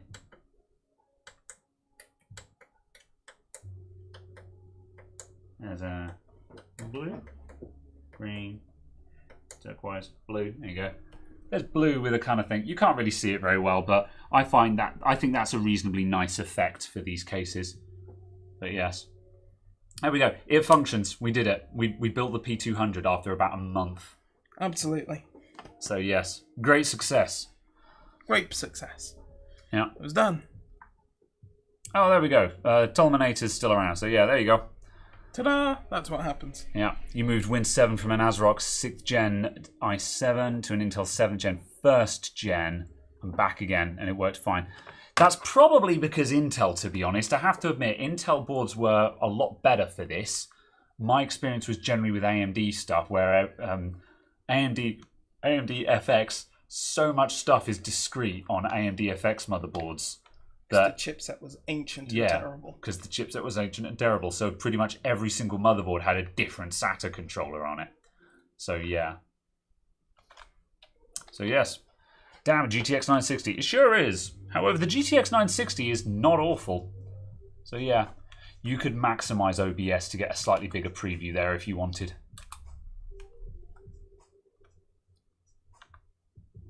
What's this you're now running? This is Linpack. Oh, you're Lin packing. Yeah.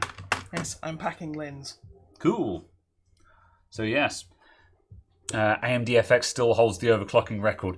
For raw maximum frequency. Yes. It also probably holds the record for the lowest IPC. Yes. I'm pretty sure Casio wristwatches have higher IPC. Yeah, the only reason why FX has got the overclocking record is just because it's literally made of pig iron and other elements from the far end of the periodic table, so you can pump 2 volts into it and it doesn't care. So exactly. But yeah, it doesn't mean that it's actually good. Like all the AMD FX fan squad always come out to be like, oh, but they're great overclockers. It's just like, that doesn't make them fast. And again, I feel like every time when I start ragging on AMD FX, I'm always very quick to remind people I was running an AMD FX 8350 for too long. For too damn long. I had a 6.2 something. I had a Phenom 2, then I had an FX6, Then I had an FX8. I've done my time on the Bulldozer architecture.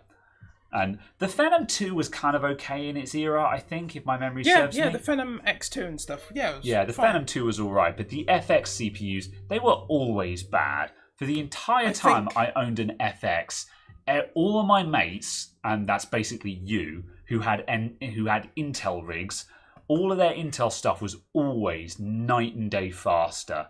And I'm just like, why are all my mates with Intel have faster PCs than me? I mean, I did also have a computer that was probably 4 times the cost of yours. Yeah, but... So, 6 of one, half a dozen of the other. But even that still... it was 6 times the cost because the motherboard cost £300 because that's all you could get from Intel. Yeah, but also, like, the FX8, that was supposed to be not a flagship, but it was certainly a high-end CPU, and it gave mediocre performance. And at the end of... When I finally got rid of that FX8, I went from an FX8 to a 4th gen Intel. Yeah, you went to a 4670. Yeah, the CPU that's in this computer. Yeah. And, and I got... Oh, have you not upgraded this? I thought you put the i7 in this. I thought you had an i5.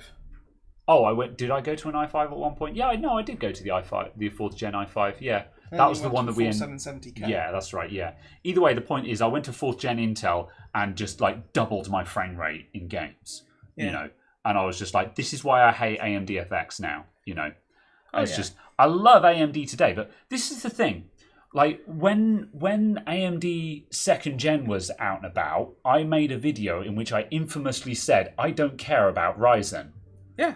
And that's the thing. At the time, my mindset is I'd just gotten away from AMD FX. And as far as I was concerned, AMD had just left the enthusiast space to rot for 8 years with no new chipsets and just CPUs that had garbage IPC and only ever were any good in heavily multi-threaded applications. And nothing was heavily multi-threaded at the time. It was like... Not in the way that it needed. Yeah. They made a huge bet and lost. Yeah, basically that. There were very certain ways in which the FX could be really quick, but nothing actually worked that way. And so, I said I don't care about Ryzen because at the time I'd just gotten away from an FX8 that was just terrible. But hey-ho, I'll happily eat my words now because AMD Ryzen is the shit. And I love it to bits. Yeah, absolutely, yeah. I think I've got a pinned comment on that video saying my comments in this video have aged very poorly. I'm aware, Yeah. So yeah. But at the same time, it's kind of a case of, well, that's kind of what happens when you look at videos that are 3 years old. Yeah, that's true. Yeah. Plus, I could always be CPU bench and still trying to pretend that Intel is better. Yeah. And still trying to deny that Ryzen. Oh, user bench. User bench, yeah. Because their user bench are still trying to convince themselves that Intel is faster. Yeah, and it's like, but they're not. The writing's on the wall, man. Yeah, I'm interested in the 11400F and stuff like that. Intel have got some good CPUs. They're just under £200 CPUs. Yeah, and they're good. Yeah. Don't get me wrong. For that price. I'm not saying that Intel really is trash. Solid. Yeah, just Intel have just got a really weird situation where they're putting out CPUs that are by no means bad. Just AMD have just putting out really good stuff these days. Yeah, absolutely. They're a really tough act to follow right now. And it's just, it doesn't make your product bad. It's just that the other person is a genius. Yeah.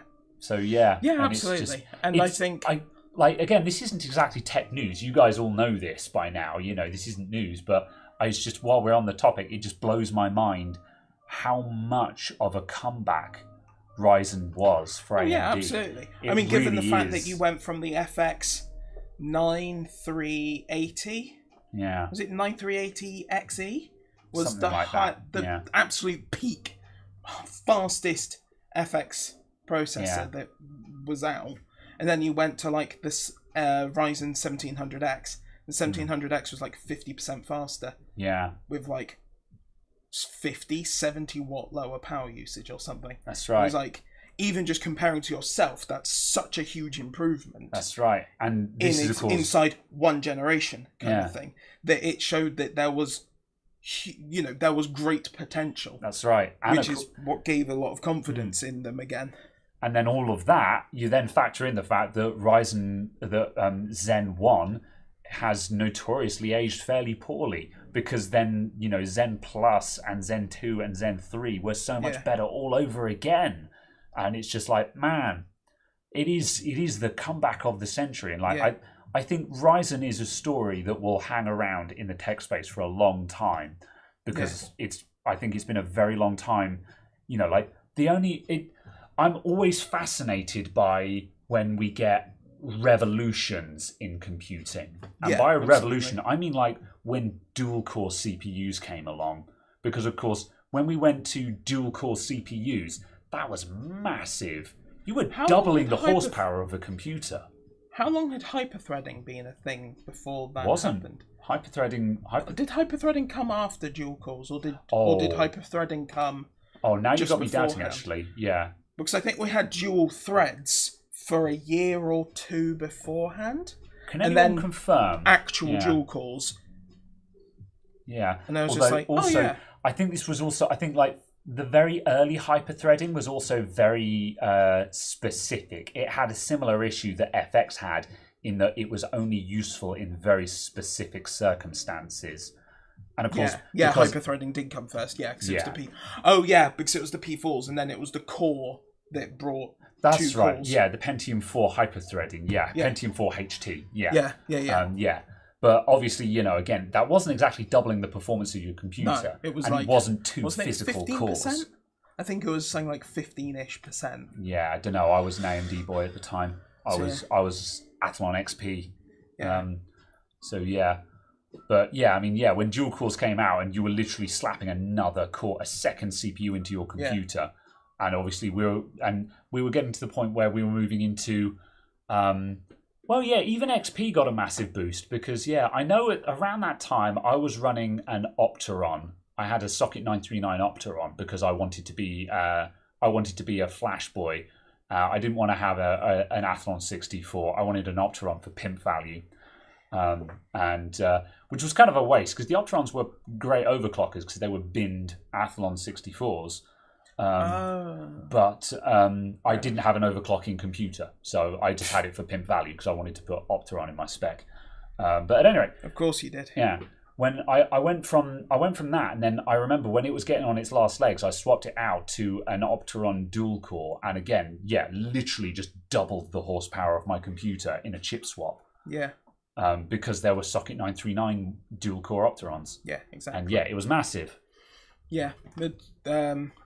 So I can't remember where or why or who, but I remember someone going on about a quad socket Opteron machine to have obviously 4 threads. Yeah, because just the madness of that setup, and obviously, and it was going over like a 600 megahertz bus between the CPU, so the latency was measured in hours. Yes, yeah.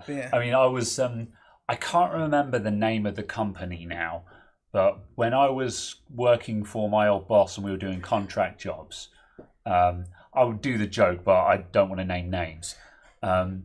We had a big contract. We were working for a company that was making what the company was seeking to do. This was in the very, very early days of internet streaming, and they were making computers, and they had written software that could where you could plug a broadcast camera into the computer via FireWire, and it could encode and stream the video in real time across the internet, which is what we're doing now, and you can do from your mobile phone. But this was 2006, 2007 maybe.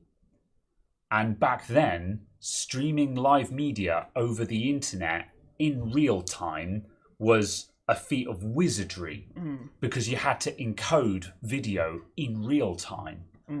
And to do that, we were doing dual socket Opteron builds that had dual socket Opterons, and I know they were fiddling with encoding on CPU and encoding on GPU and stuff like that. We were building £3,000 rack mount computers that would then go into a rack, and they would bundle that all up and they would go on site, and so they would be able to go to an event, say, a concert and plug in the broadcast camera and transmit the concert across the internet.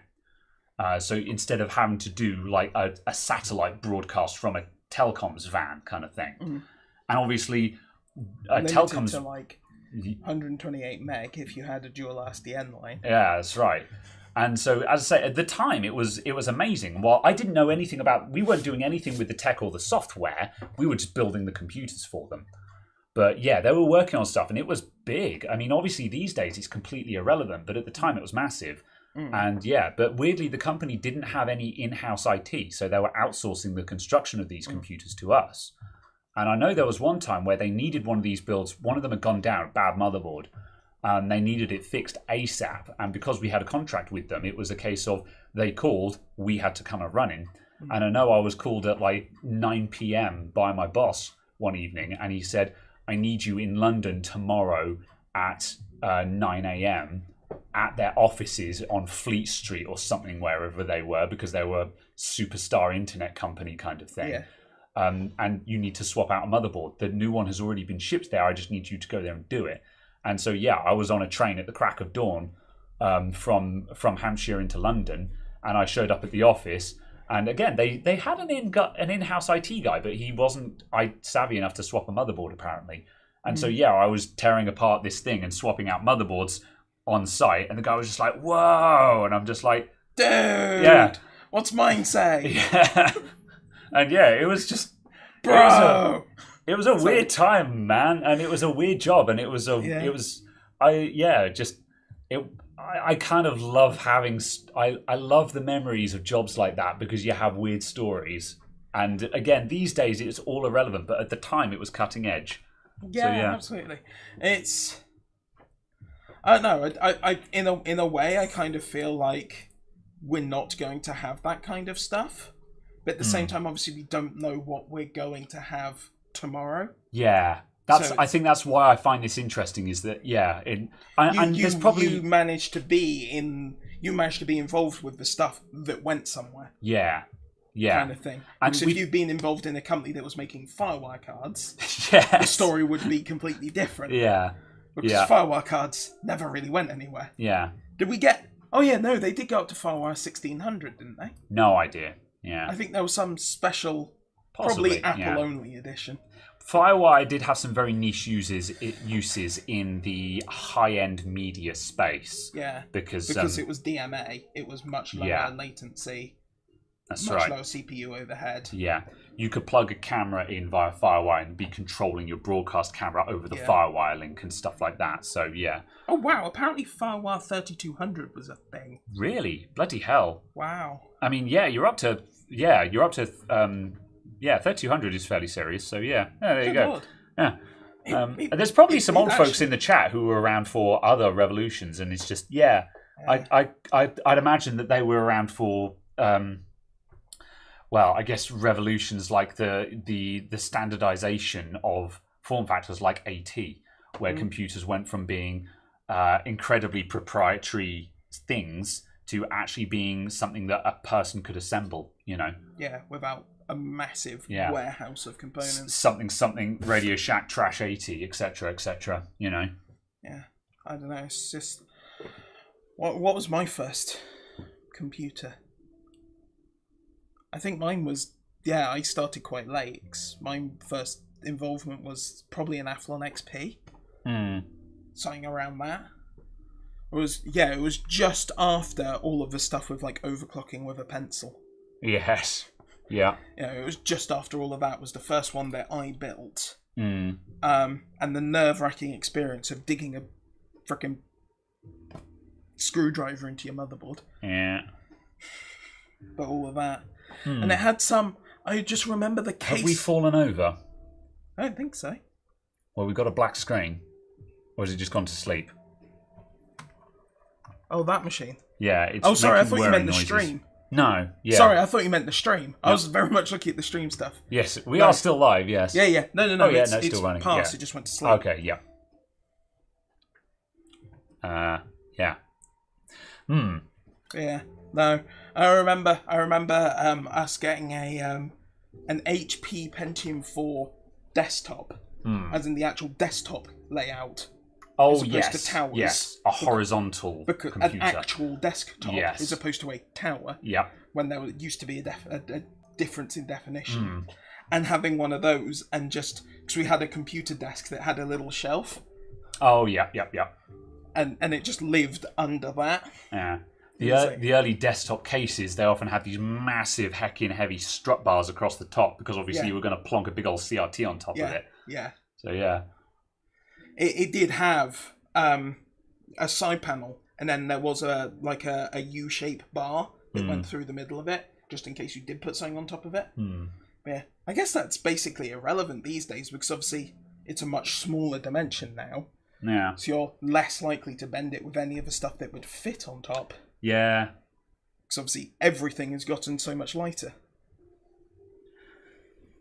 I mean, even the fact that, well, you think like a 50-inch TV is a monitor, that's still only 20-ish kilos. Yeah, that's fair. Right, well, that was a trip down memory lane. Andrew Dicker with the $5 Canadian. Thank you very much for the super chat, my dude. Hey, Adam. As an FYI, just because if I don't correct people and they don't know, my name is actually Graham, contrary to popular belief, but I'm not offended. Do you mind if I ask a question about the LC Vega 64? Liquid-cooled Vega 64? Don't want to take you off topic. Love the content. Keep up the great work. Yeah, hit us. Because we're just waffling at this point. Absolutely. Yeah, it is entirely waffle. Yeah, we're just jabbering. I just suddenly got onto a topic and was just jabbering. So yeah. While we wait for... Do you remember when 802.11G got ratified and actually rolled out and people suddenly had Wi-Fi that wasn't 802.11a? Oh, yeah, because Wi-Fi... It went from Wi-Fi literally jumping from something like 5 megabit to 54 megabit. Yeah. And suddenly it was all usable again. 54G was what made Wi-Fi actually viable rather than just a very niche business. Yeah, kind of a curiosity gimmicky type thing. Yeah. I remember sitting in my mate John, the electrician, with old school friends, and I remember we were sitting in the playroom in his house where his computer was, and we were sitting talking about how one day we both have we were just getting into Apple at the time, but we both have Apple Power Macs, and we both get MacBook Pros, and we'd have 54G Wi-Fi in our house, so we'd have Wi-Fi broadband to our laptops running on battery kind of thing. Because at the time it was still just like, you wanted the internet, you were on an Ethernet cable. And there was 802.11a, there was 11 meg Wi-Fi and stuff like that, but the range was bad. The cards were all add-in cards. Very few devices had built-in Wi-Fi at the time. Yeah. So you usually had some kind of horrific add-in card or adapter sticking out the computer. And it's amazing how the stuff that we dreamed about now is just standard. How it's very much a case that if you don't have that, something's almost gone wrong. Yeah.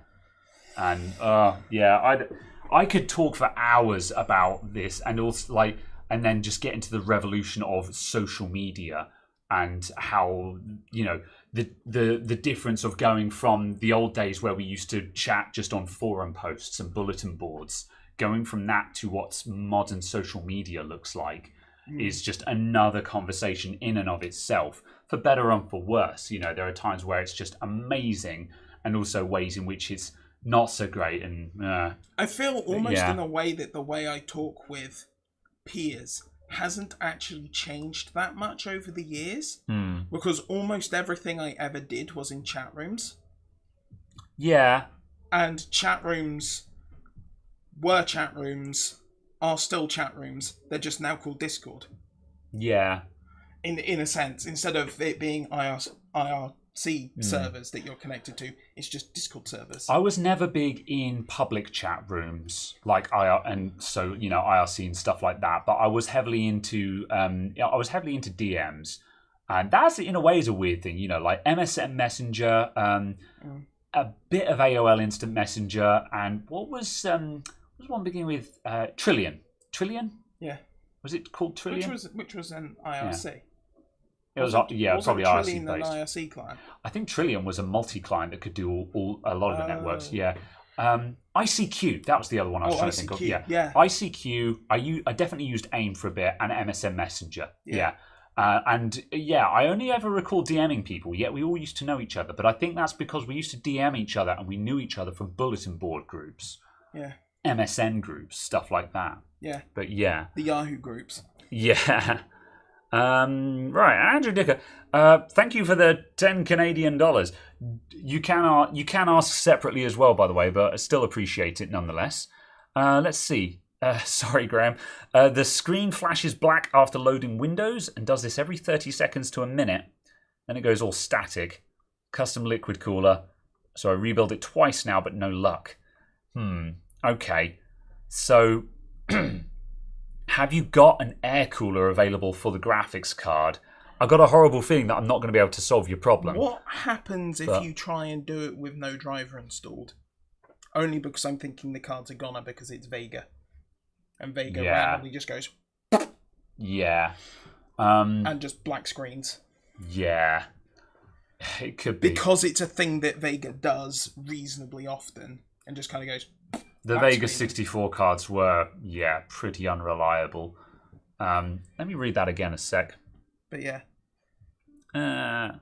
Screen flashes black after loading Windows. Yeah. Is it a case of when it loads the 3D driver? It sounds like 3D clocks? Yeah, it sounds like it falls over after it loads the drivers. So if it, I would try.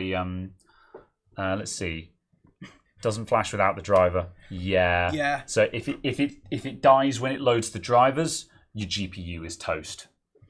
Is generally the rule of thumb. Maybe using something like MSI Afterburner, you can drop the core clock by like 50%. That's and you possible. Might limp on. Yeah. But it's probably a case of it's pretty. And if underclocking it or undervolting it gets it to work, it's probably not long for this world anyway. So that might offer a temporary solution. So sell it to a miner on eBay. Yeah. And buy a 1060. Yeah.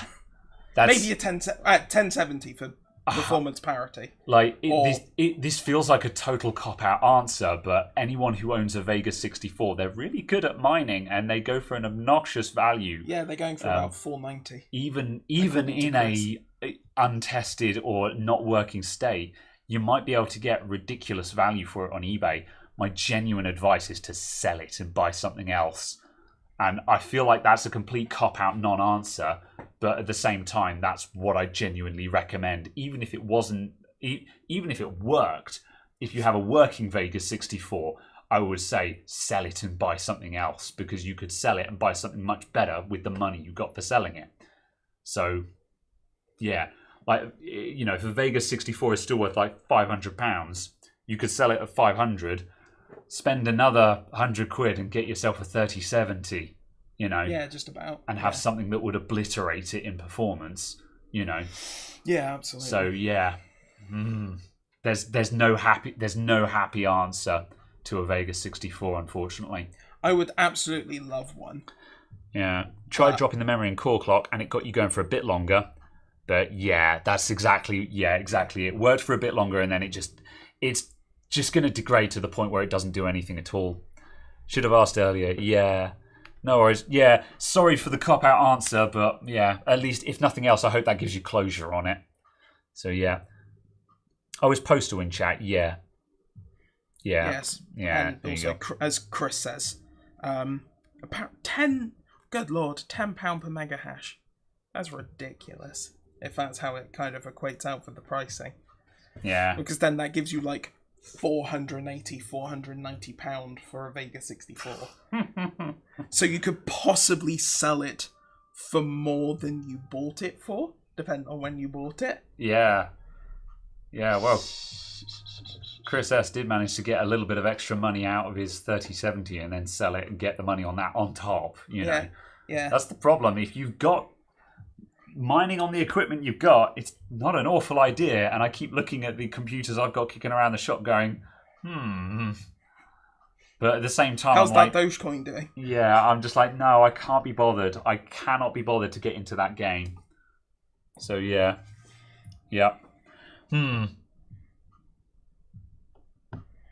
Yeah, exactly. Yeah. Yeah, sold a 1660 Ti for more than I paid for it. Yeah, exactly. Yeah. Yeah. However, do some more experimenting. Like, if you can get it to a state where it's working, you might be able to mine a little bit out of it and get some money back. But it sounds like it's on its way out. Right. What's the time? We're coming up to 2 hours. Are we going to do anything else this stream? No, it depends. Is there anything else you have? There is stuff we have, but, It has passed 2 cycles. Yeah. Christ. Is it terrible times? Yeah, sorry. It's just point out, because that's an i5, 4th gen i5, isn't it? Yeah. Just how slow that is compared to a 3600. Yeah. Oh, that's astounding, because it's only done 2 passes in all of this time. And the 3600 did 3 passes in less than 10 minutes. Yeah. Like, I don't know what kind of times to expect out of running Limpac command line style like this. Oh. But, yeah. I know that's mad. Running Intel burn test, which is a variation of Limpac, obviously. The cycle times on that, I'd expect this to be running like 13 seconds per cycle of Intel burn test. And yeah, just a lot of modern CPUs have got that down to like 5 seconds a pass or something, which is why Intel burn test isn't viable anymore, because modern CPUs are literally too quick for Intel burn test. It's why IBT is now very unreliable, because because every cycle it readies the next cycle and the CPU goes offload while it does that. So you end up with a horrible zigzag line, and it just means that it basically looks like hyper-accelerated web browsing. Yeah, and it just doesn't actually load down the CPU properly anymore, because the CPU gets the job done before it actually ramps up. So yeah. Yeah. But yeah, God. Yeah, it's silly. I do kind of want to get a little bit more knowledgeable on tweaking setups for Limpac. Yeah. Just because Limpac hits your memory quite hard, hits the CPU hard. So it's very good at stress test finding instability.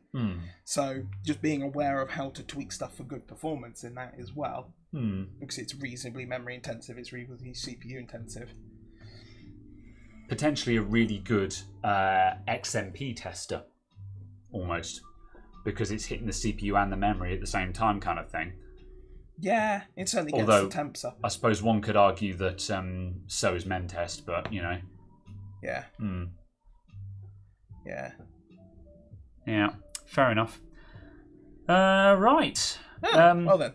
Yeah, Chris Kingan popping in with the $10. Thank you very much, my dude. Just popping in to say hello, Graham and Caradog. Missed a bunch today. We'll have to catch up later. Yep, you popped in the last minute. I think we're going to wrap up today because we're at the 2-hour marker. We're kind of done with this, and I'm kind of hungry. And yeah, I don't want to start anything at the 2-hour marker at this point because I'm trying to avoid epic long streams unless we have a reason to. If we're already in the middle of something, we'll run over. But yeah. Good. Yeah, we're going to wrap up then. So that was not the camera I wanted. No, that's how do I get that one full screen then? HDMI is the one you want. There we go. Okay. Oh, I just realised I've been stood for most of the time with a microphone for a face. Probably, yeah. Fabulous. But I was earlier on as well, so now we're evens. Hi. Now we're evens. I exist. I'm not a microphone. Right, yeah. So we're gonna move on. We're gonna head on out. I'm hungry. Gonna go home, have some food. Thank you everyone for tuning in today. So thank you very much for all the super chats and all the rest of it. We will be back next week, same time, not the same place. We'll be on the second channel. Check the description down below. Make sure you subscribe to the second channel because that's where the podcast will be next week for realsies this time. Absolutely, and we'll actually even test it. Yes. More than 20 hours in advance. Yes. In my defense, I did go and it said you're eligible for streaming, and I'm like, good, we're ready to go. We are ready to go, other than apparently not being ready to go. Yeah. Oh well, such is. So yes, we'll be on the second channel next week. Thank you everyone for tuning in. We'll be back there, and we'll be doing some more hardware testing next week because we've got some hardware to test, and I kind of want to reproduce the faults on it. And if nothing else, I've got some broken stuff that I just want to do an autopsy on because I think there's probably an interesting discussion to be had over what's wrong with it and theoretically how you might approach repairing it. So yeah, that's it. Thanks everyone. See you guys next time. Yeah, bye all. Toodles. Quack. Quack.